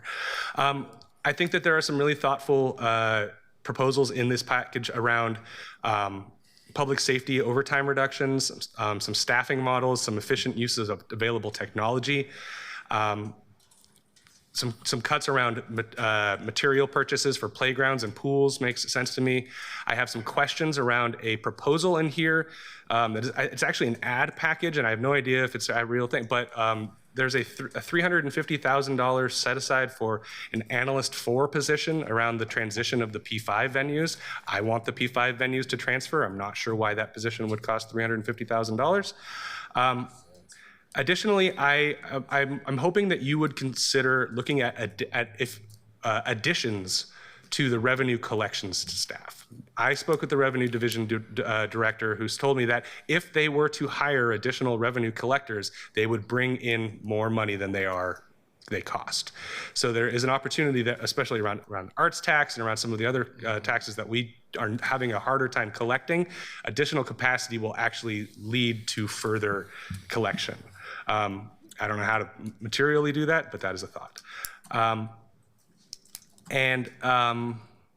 I will say, I cannot myself justify voting for supporting the overnight shelters if we are laying off a single public employee in order to do that. I know that you are working hard to find ways to support this and right-size this overnight shelter system right now, but it cannot be my priority. Saving what we have here as a city and our employees has to be my priority. Cuts that I don't support. I am still vaguely disturbed by a piece of information I learned from the Bureau of Transportation that they add a cost multiplier for maintenance in East Portland because it is further away from the maintenance facility. I want to make sure that as we are doing thoughtful reductions, the aggregate effect is not disproportionate to reducing East Portland. When we add nice things, sometimes East Portland still gets the less benefit. And when we start cutting, for example, last year when there was a proposal around parks maintenance, half of the parks that were being proposed, I don't believe by you, but half the parks that were being proposed for cut of maintenance were east of I-205. We have very little, and we need as much as we can get. I want to add my support to what Councilor Smith and Green were saying with regard to neighborhood support programs like the neighborhood associations and the coalition offices. I care a lot about what happens to children from the hours of 3 o'clock until 8 o'clock at night. I started my career working in middle schools, and I saw explicitly how teenagers who don't have something to do in the afternoon will find something to do, and they often get themselves into trouble and set themselves onto lifelong paths that they cannot correct. Programs like Teen Force, Sun School, Summer Free for All, they literally save lives. I have kids who are alive today because of Teen Force. Similarly, I think that we've made a lot of really thoughtful progress with regard to some of the non-police public safety responses. The police are our most expensive, most highly trained, most specialized tool in our toolbox. And items like chat, PSR, PS3s are able to reduce the burden ultimately over time on them so that they can go do the jobs that only cops can do. And we don't need them stopping traffic for car accidents and things like that. As the economy is collapsing around us, workforce development programs feel obviously very important. And as part of that, similarly, I'm urging this body to think broadly about the Office of Arts and Culture as a tool for economic development. It needs to be considered an extension of our economic development work. If we treat art as something precious and something that just fulfills our soul, then of course it's the thing you want to cut out of the budget because it's disconnected. But with diminishing dollars for Prosper Portland to invest in economic development, we're not going to build a new building anytime soon. Light economic development through the existing music and arts scene are a way that we can get people safely out of their homes and into the public square and spending money and going to restaurants and going to shopping and all the things. Lastly, I will say we need to make sure that we do not accidentally spite our future efforts by cutting PP&D, by cutting permitting and development staff, where I know that's not general fund, it is obviously revenue division, their revenue is dependent on their own collections, but we got to make sure that all the good work that this body is doing to encourage and demonstrate to the private sector that we are ready and open for business, that there's somebody there to take their business when they come. So very quickly going through my list of other things. Oh, one other additional cut that I saw proposed in here was a grant that the city gives to the Multnomah County District Attorney's Office. It's a nice to have, but we are not in nice to have years. And so I would encourage us to cut that. And additionally, I'll also voice my support the cuts to the auditor's office beyond 3%. Want to make sure we are doing what we can to respect our fellow elected official in the execution of her duties. So those are my very brief list of things that I care about. Thank you very much. Councilor Clark. Thank you, Council President. Can you hear me okay? Yep. I want to thank the mayor and the administration for creating this opportunity for us to share our thoughts about the budget, not just with you, but with each other. It's been valuable for me to hear all of you, what you have to say about your priorities, about your thinking about things. So I really appreciate that. I'm going to circle back to the issue of the city's core functions. That's what drives me, and it's really that back to basics theme. I talk about it all the time. I talked about it during the campaign. I think that we in Portland have had our desires really don't match our pocketbook, and now we really do have to get back to basics. And for me, one of those basics is really keeping us safe, improving 911 response times, keeping the streets safe with more eyes on the streets, and that happens in lots of different ways. But if I had a red line, mine would be no cuts to the number of police officers that we have. We're already understaffed, and we're experiencing retirements that we can barely keep up with. I would offer a counterpoint to my colleague, Councilor Green. I'm a strong supporter of the impact reduction program. It's very important to me and to the neighborhoods in District 4. I would offer a thought that I think in this process we need to do everything we can to improve our systems management, whether that's span of control, whether that's looking at asset management differently, and also tracking what it is that we own and what can we dispose of. What can we offload as a city as well? And we've talked about that in my committee in regards to some of our streets. I think the core alignment process is good. It's one of those system improvements that you really expect to come out of charter change. I'd like to echo the support for neighborhood associations. I'm really happy to hear many of my colleagues saying the same thing, that we need to support the neighborhood associations through the district coalition. I think they're vital. They provide services. They bring value, whether it's a neighborhood emergency team, festivals, or whatever it is. They bring a lot of value to us. And I would echo Councilor Smith's comments regarding their dissatisfaction with their relationship with civic life. I think it's important to leverage their efforts and really to support volunteerism across the city. And I've been an advocate for looking for opportunities for public-private partnerships, not just offloading assets, but as the mayor likes to say, how can we make our assets sweat? I think that as a city, we need to be looking to making the parks sweat more, and we need to be more entrepreneurial when it comes to our parks and our assets. And I know that in the past, I've heard Councilor Zimmerman talk about programs that used to be in the parks that engage neighborhoods more, maybe looking out for their parks, more eyes on the parks. I don't remember what that was called. Not exactly park rangers, but some sort of neighbors that really have a sense of ownership of their parks and protecting their parks. Lastly, I would just say, I know that Councilor Zimmerman brought up or mentioned behavioral health. That's not in our bailiwick, but we certainly experience the downstream problems with having people on the street that don't have services, that don't have a place to go. I know that whatever we can do, working with the county or whoever, to address behavioral health and the impact on our streets, it's not a line item, budget item, but I think it needs to be really focused, maybe our legislative agenda or whatever. But those are just my high-level comments. I know there has to be cuts, but I hope we can be really strategic and more entrepreneurial about the assets that we do have.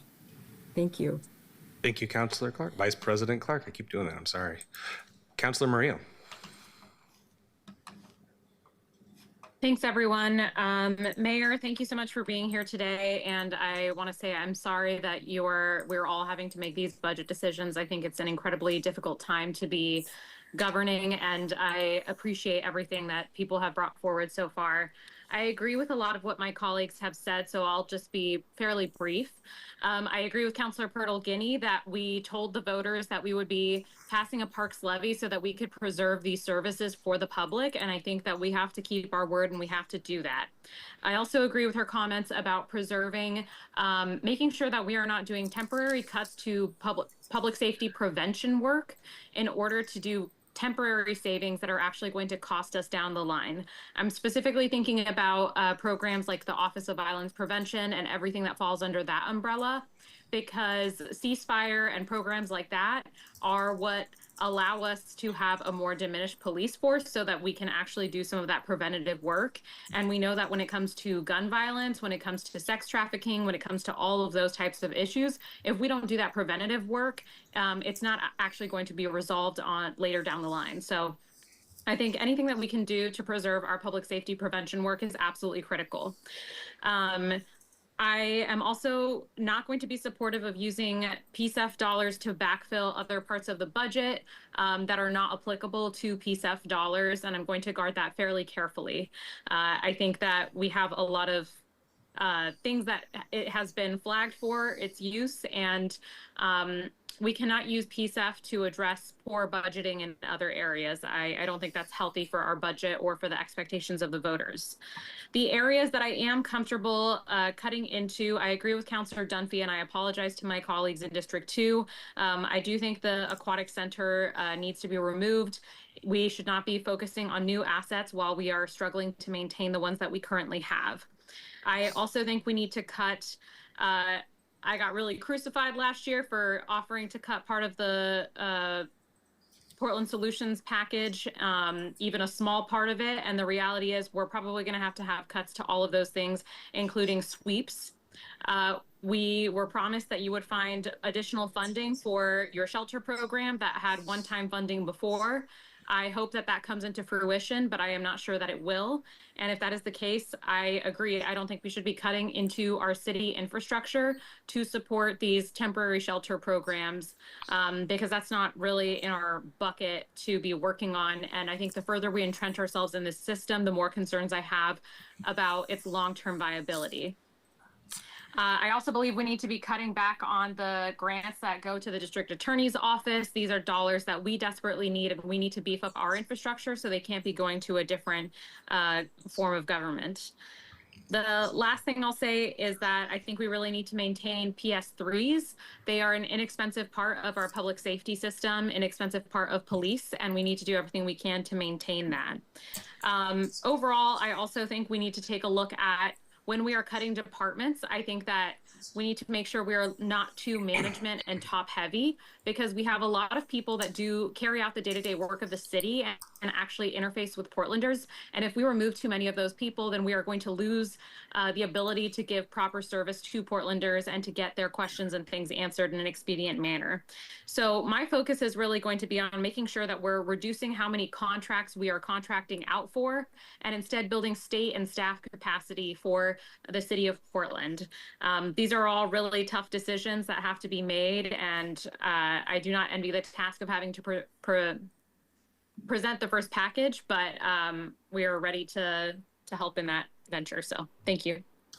Thank you, Councilor Murillo. Councilor Smith, you've spoken one time, right, so far? Oh, okay, gotcha. Councilor Avalos.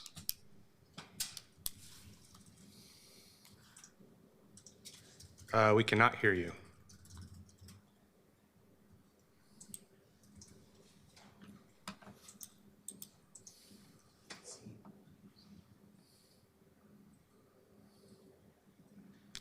Still nothing.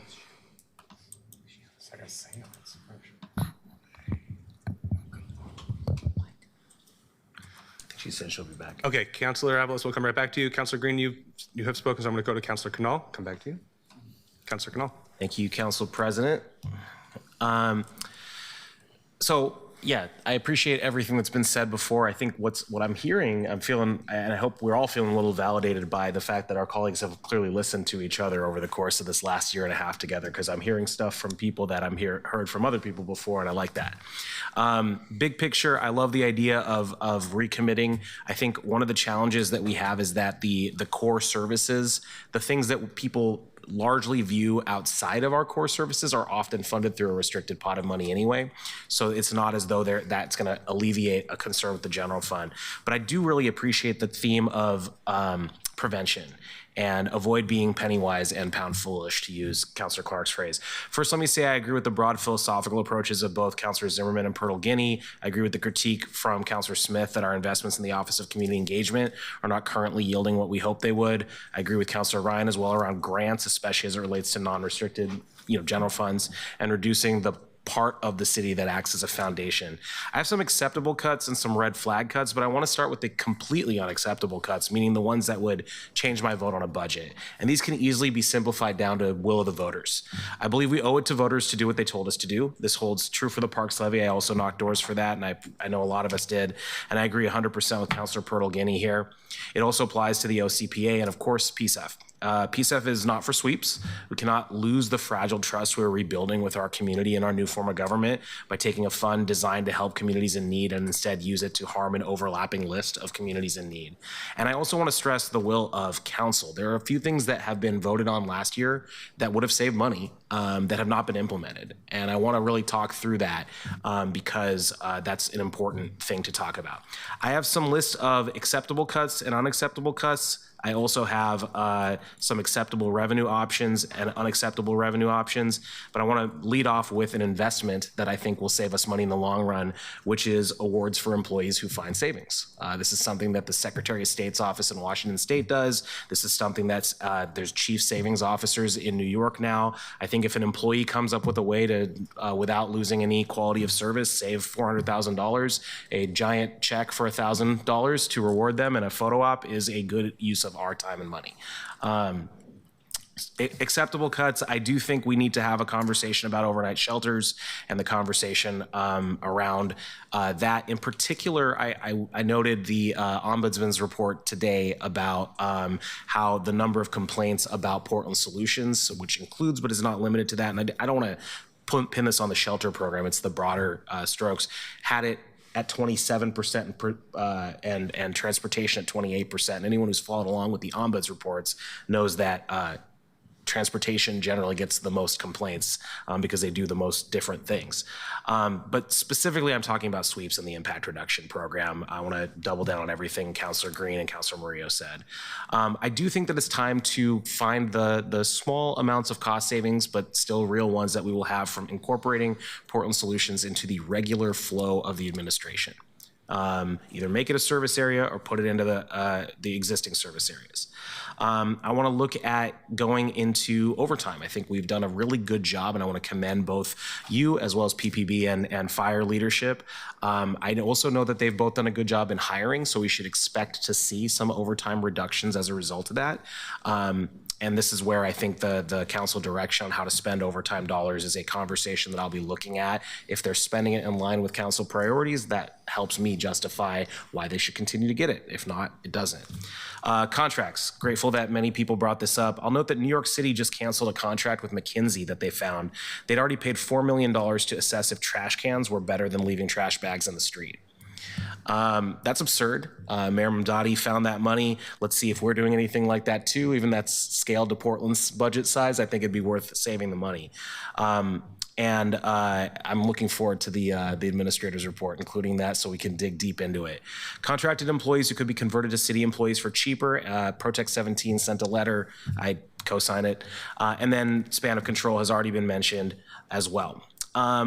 Cuts I'd like to avoid. Prevention programs. Underfunding prevention at the expense of intervention only makes our future budget was worse. There's value to balancing those out. Violence prevention like OVP and ceasefire, crime prevention like safe blocks, Rose City self-defense, interventions that keep people from becoming houseless, such as affordable and social housing and rent assistance, and cutting an unacceptable cut would be cutting the alternative shelter to fund overnight shelter. Community safety programs. Portland's in the process of building out a holistic community and public safety system. We need to rethink how we evaluate what parts of those systems are core. We need to maintain momentum in building out that system. Obviously, armed officers and firefighters are essential, and I'm not suggesting cutting there, but I really want to make sure we're talking about Portland Street Response, CHAT, PS3s, park rangers, PBEM, and I'll just highlight two specific programs. Victim advocates at PPB, which are force multipliers for work in a particular sector of PPB's work, and the rescues, those two-person response vehicles at fire. I really want to make sure that we're not cutting those. Those save money in the long run as well. Equity. We cut OEHR down to the bone last year, so I want to see no more cuts. I also want to point out that my attempt to cut deputy directors last year included that I was trying to save positions in OEHR with that money. I do want to look at the efficiencies we can find out of deputy directors, but I will be opposing any cuts to OEHR, including a cut to deputy directors and that space if we don't add back positions there. And then the last two categories, democracy. Small donor elections, the auditor's office, council operations and offices, security for the spaces Portlanders come to take part in their government, and I agree on the neighborhood associations conversation as well. And then finally, the people that help us raise money and save costs, volunteerism work, and people who help achieve private investment in public goods, in particular within the Parks Bureau. On the revenue side, I just want to continue pushing back on regressive fee structures. I think Councilor Pertolgini basically hit everything there, so we'll save some time and I won't go back through it. And then I want to talk about 5 revenue options that I don't think have been brought up much, one of which will require a small upfront investment and start yielding a growing savings over time, which is FPDR. And I want to be clear for those whose hackles are raised already, I do not want to change a single part of the benefit structure. I want people to get what they are entitled to, what they've earned, and what they've agreed to. However, I want to make sure that the way we pay for it is also includes an investment component. And that might involve a small capitalization up front to start yielding some investment returns that can help defray those costs over time. It's not going to save us a lot of money now, but it's something that I think is worth doing to save money in the long run. And again, it wouldn't affect a single thing of what our retired firefighters or police officers are receiving. The package delivery fee conversation, I'm excited to get back into that. Both of the budget notes on commercial and residential vacancy fees were delayed. Coming out of CEDSA, those were supposed to be back on February 28th. The reason people haven't heard back is that they're now delayed to February 20th, I believe, might be 30th, but that's cutting it close for this year's budget, and that's why I picked February 28th. Unfortunately, we also saw that CEDSA spent $62,000 contracting out that work, which is deeply disappointing and not part of the conversation at all. But if it works out and we are able to raise some money, I think primarily on the commercial side, if this works out, that's something that can help not only pay for the $62,000, but start defraying some costs. And finally, cost recovery. So I brought this up a few times. These are all pretty small things, but I think collectively they can do a lot. I know you're already committed to most of this, by the way, Mayor, in particular on the cost recovery side. But when we hire out police officers to staff to block a road or something like that, it has impacts on wellness. It has impacts on overtime and things like that. But it also, we want to make sure we're getting paid the amount that it costs us to do. I think a bigger issue is the fire alarms. We send out commercial fire alarms often go off. We have firefighters responding to that or fire response to that. And BOEC obviously has to dispatch as well. They're often false alarms and we don't charge for that. We've already explored this a little bit with the transportation side on the street repair side. I love it. I want to build off of that and do more. And so anytime because really when we don't do cost recovery, what we're doing is subsidizing an activity. So If you don't charge enough for repairing the roads, you're subsidizing the utility to cut up the road. If you don't charge enough for cost recovery for a fire alarm, you are subsidizing someone not having to worry about whether or not their fire alarm's working. So these are the sorts of things I want to talk about on the revenue side too. I don't envy your job doing it. I appreciate that you're always willing to listen, and thanks for the time. I'm just before my window. Thanks, Council President. Thank you, Councilor Canal. Councilor Avalos, coming back to you to see if it works now. Yeah, does it work now? We can hear you. Perfect, thank you. And sorry I'm off center, it's just very bright here. So, thanks everybody. Really appreciate what I've heard so far. I'll start with my dittos. I love a lot of what I heard from Canal just now and Murillo. Earlier from Council President, you know I'm going to second a lot of what you said for East Portland, and agree to with Green, Murillo, I think Canal as well, who said, do not touch PSF. I've said enough. You already know how I feel. Overall, we need to protect the will of the voters and use their dollars appropriately. I want to also echo the need to protect parks, and in particular, as I've already shared with you, Mayor, you got to fix the boiler at the East Portland Community Center. It is unacceptable that that pool is closed indefinitely right now. And we are the only district that only has one community center, and we have the largest share of the city's children. So you got to fix that at a bare minimum. But like everyone else said, parks is what we hear the most about, especially in East Portland. That's also what rose to the top at my my budget survey. Agree with Councilor Purtle-Guinea as it relates to protecting jobs. We don't want to hurt our workforce long-term to fix short-term problems. And frankly, in this economy that is really fragile, we really need to do everything in our power to keep high-quality jobs. That's going to protect the stability of the city overall. Reflecting on what I heard from Councilor Zimmerman, I definitely agree to an extent as it relates to making hard decisions to cut things that aren't working. But I don't think that all things that aren't working need to be cut. And what I mean by that is I want to understand how we're measuring what's working. I think that's, so far from what I can tell in my year plus at the city is variable. And often the programs that are failing are due to not only a lack of resources, but also a lack of political will to make them work. So, and historically, those kinds of programs are the ones that most impact vulnerable communities. So, this is why I keep saying that I want to understand how we're measuring the services that we deliver as a city. And particularly, I expect bureau directors to explain their vision and how they plan to execute it. And, for us as legislators, by better understanding that, we can weigh those outcomes that we're fighting for our communities against what our city is already doing, what they're good at doing. Like Councilor Zimmerman said, I agree that we should really invest more in what we're good at doing, but also where are we falling short for communities. And obviously, I want to be able to participate in a discussion about making those hard decisions with the benefit of that kind of vision and more measurable outcomes that we can use to judge what's working and what's not, and therefore where we need to make hard decisions to cut things. As far as broader priorities go, housing stability is the foundation for everything else, and we cannot afford to fall short here. I think that my priorities are pretty clear based on how I've approached the investments with the unbudgeted housing funds, for example.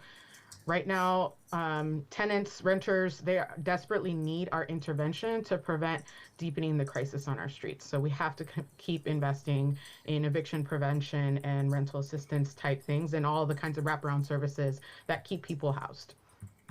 For transportation, we need to ensure that our streets are safe and maintained at an equitable rate. Again, that's something that East Portland and District 1 councilors are always going to harp on. But we really just can't continue to take on projects and investments in order of price, but rather in order of least to most invested. And communities that have historically been underinvested in, like East Portland, they cannot continue to sit at the bottom of that list. This was something that was very much at the top of the East Portland budget survey as well that I did, and particularly East Portlanders shared that they believe that the traffic and transportation inequities are a big contributor to their lack of community safety and of feeling safe in East Portland. They fear just walking around, right? If you can't even just walk around, it's not just about crime. Of course, that came up as well. East Portlanders, had shared in the budget survey that they struggle with walking around at night, but it's not just because of their fear of somebody hurting them. It's also their fear of a car hitting them. It's their fear of just not having the infrastructure to get from A to B. And so I just want to elevate how important transportation justice is for community safety in East Portland. Speaking of community safety, I think that we need to continue to invest in solutions that meet people where they are. When we continue to put the burden on law enforcement to continually expand and push outside of their scope and work overtime, that is unfair. We need to do our part to invest in the proven preventative measures like safe streets and clean parks, modern community spaces, and accessible health services. Speaking of health, I really would like to see chat increased to a higher frequency, ideally 24/7. If not this year due to obvious need for budget cuts, then I want to see a scaling up plan for what that looks like in the coming years, because chat is becoming more and more of an urgent need in East Portland. Lastly, as it relates to just protecting our communities overall from the racial and social injustices that we're seeing, especially from the White House. I did an interview this week with Noticias Noroeste, which, by the way, is the only Spanish language news station right now because Univision closed down at the end of 2024. And I say that because people are really struggling to get information. And one of the things that he said to me was that, we were talking about the unbudgeted housing funds. And he was like, okay, well, how are you going to get that information out to communities that don't speak English? Because they are struggling to get access to resources. So I just want to flag that as a continued need.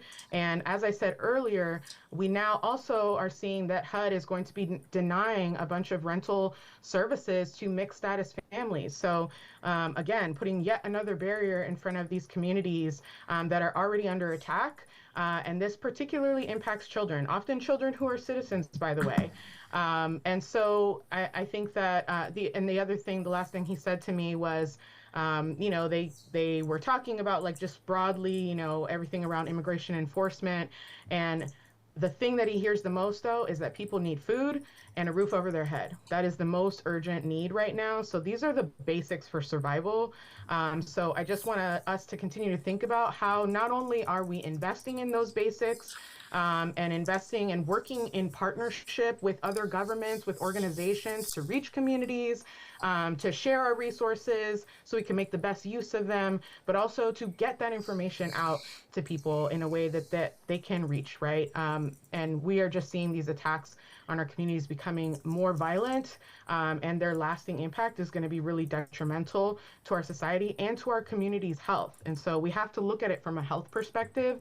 I'm really concerned about a lot of families who are losing their breadwinners. They're about to be homeless. They have less resources because federal government is shutting them out. It is our job as a city to step in where the federal government is clearly trying to hurt them. So those are my priorities. I know you have a tough job ahead. And I know I didn't give you perfect answers of all the things that you should cut. I think it is kind of hard, as I shared with you in the meeting as well, to say what is the exact thing I should cut, because I feel like I will continue to say I would love for us to improve the kind of information that counselors are getting ahead of time. I don't think that I have the tools right now to be able to assess all of the city's bureaus and their services and make thoughtful suggestions for things to cut. So I know we're still in a growth year as far as trying to work out this system for how we do budgeting and how we legislate, but I will continue to urge that we invest in our ability to have this information at our fingertips, to follow along while you're making your hard decisions, so that by the time it comes to us, we are informed and we aren't just shooting in the dark. We are able to be a partner to you in making those hard decisions instead of just a barrier because we are uninformed, right? That's going to make your job harder. So the more that your office, the city administrator, the budget office can do to give us more information, I think the better outcome for this entire process. That's all. Thanks. Thank you, Councilor Avalos. Councilor Canal just pinged me that he forgot one thing before, so I'm going to turn it to him, and then Councilor Green, you'll have the last word, and then Mayor, City Administrator, I'll turn it to you for the final. So Councilor Canal. Yeah, thanks. First, I forgot to mention that I categorically oppose any pause to the North Portland Aquatic Center. Sorry, Council President. But we did give up on the Columbia Pool. I want to be clear, the city did give that up. We, the city, at this moment is trying to give up on it. So I want to really focus on ensuring that we're investing in the places that have these inequities and try to make sure that we're cleaning those up. Thanks. Thank you, Councilor Canal. Councilor Green. It's a perfect segue for me. Council President, I got back in the queue because I want to acknowledge that, there is a difference of opinion among councilors in District 4 on some issues. With all the due love and respect to Councilor Clark, we'll get along just fine no matter how we show up in this budget. I suspect we won't be united like we are on the District 2 North Portland Aquatic Center United Front as oppositional to the council president on things like impact reduction plan. That's okay. Reasonable people can disagree. I am standing for constituents that we have, though, that have asked specifically for me to take this position. So they're out there. They may not be at your town halls, but they're at mine. I will say this. You surfaced up something, Councilor Canal, that I forgot to motivate a little bit. When I think about Portland Solutions, it's not that I don't like a lot of the things that happen from Portland Solutions. I think they're doing great work. I just worry, there's some stuff I don't agree with, but I think I don't throw the baby out with the bathwater. But I think what I'm really worried about is during the pandemic years, we created this ad hoc, stand-apart organization that was designed to actually operate outside of the Bureau structures. And I have yet to see that get integrated into we've had this conversation, City Administrator Lee. I've yet to see that get integrated into a way that's matrixed with our service areas. So I don't want 5 service areas. I want 4 service areas and a sort of way to have a span of control and a direct accountability that flows to the DCAs if we're gonna have DCAs. So there are things in Portland Solutions budget that I support and I like, and it's not a wholesale rejection of the group as a whole. Thanks. Thank you, Councilor Green. City Administrator, Mr. Mayor, any final parting words for us? Yes, I first off want to just thank the councilors for providing their feedback today as it relates to the things that are resonating with them as they have a very important decision point coming up as the mayor's proposed budget will be released to the city council and the public as a whole.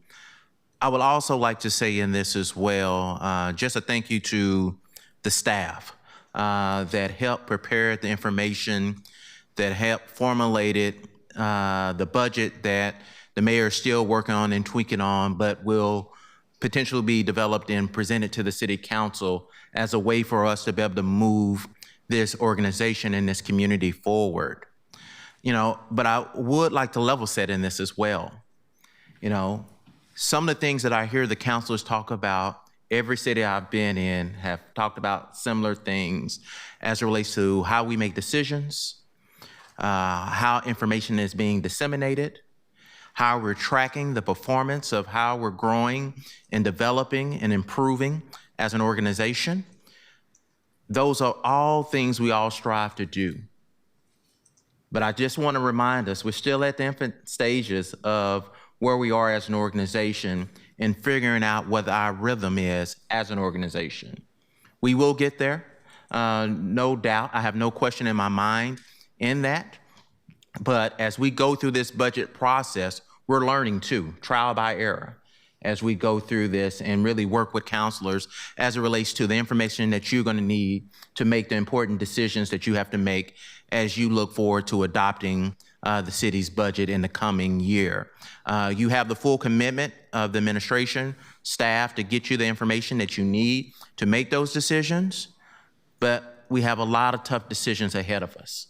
A lot of tough decisions that were going to be made in the mayor's proposed budget.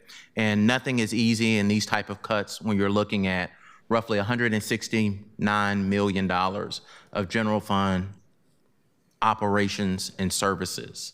So as we continue to go through it, we're open to the suggestions and bringing back information that will help make thoughtful and deliberate and intentional decisions as it relates to how the city moves forward.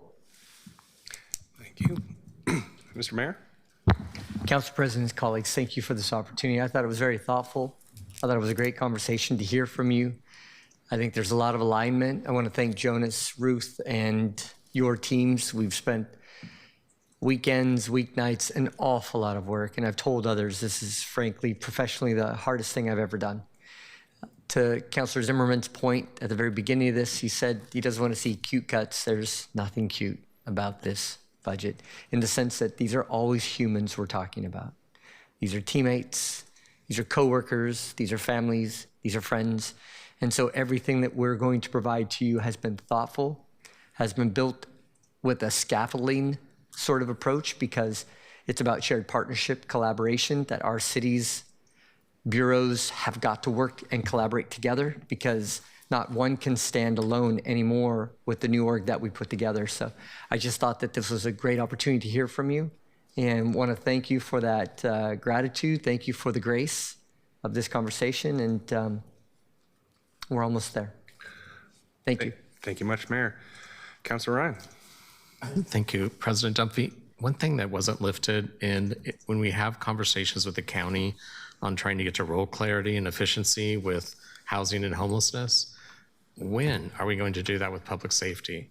Half of the public safety services are at the county, but most Portlanders don't realize that.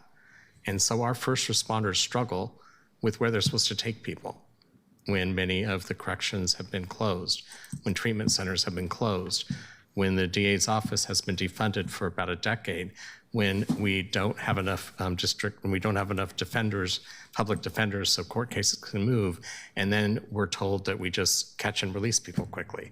That's on the county, and the city gets blamed for that, and we've never, in my opinion, I've been asking for this for 5 years, when are we gonna have that conversation with the county?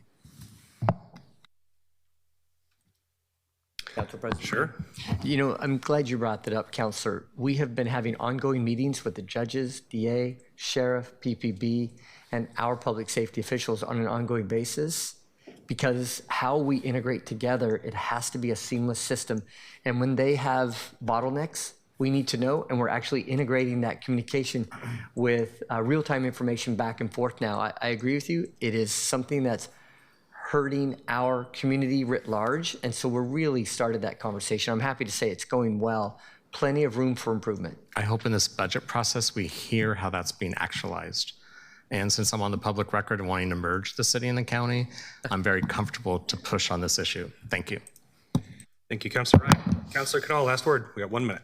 I just wanted to agree on having the conversation and say, when we say we, I'd love it if we included somebody, include council in that, because I'm sure the county commission has at least some insight into it. And it's sometimes frustrating not feeling like we have as much insight into the relationship building, at least in the public safety space, as maybe our colleagues on the commission over there do. So I'd love to be part of that conversation or have someone on council be. Thank you, Councilor Canal. Councilor Smith, 30 seconds. Who is our counselor on lipstick? Steve. Novik. So he's the person that you need to take those Novik. Because we have a lipstick person that handles all of the law enforcement, public safety stuff.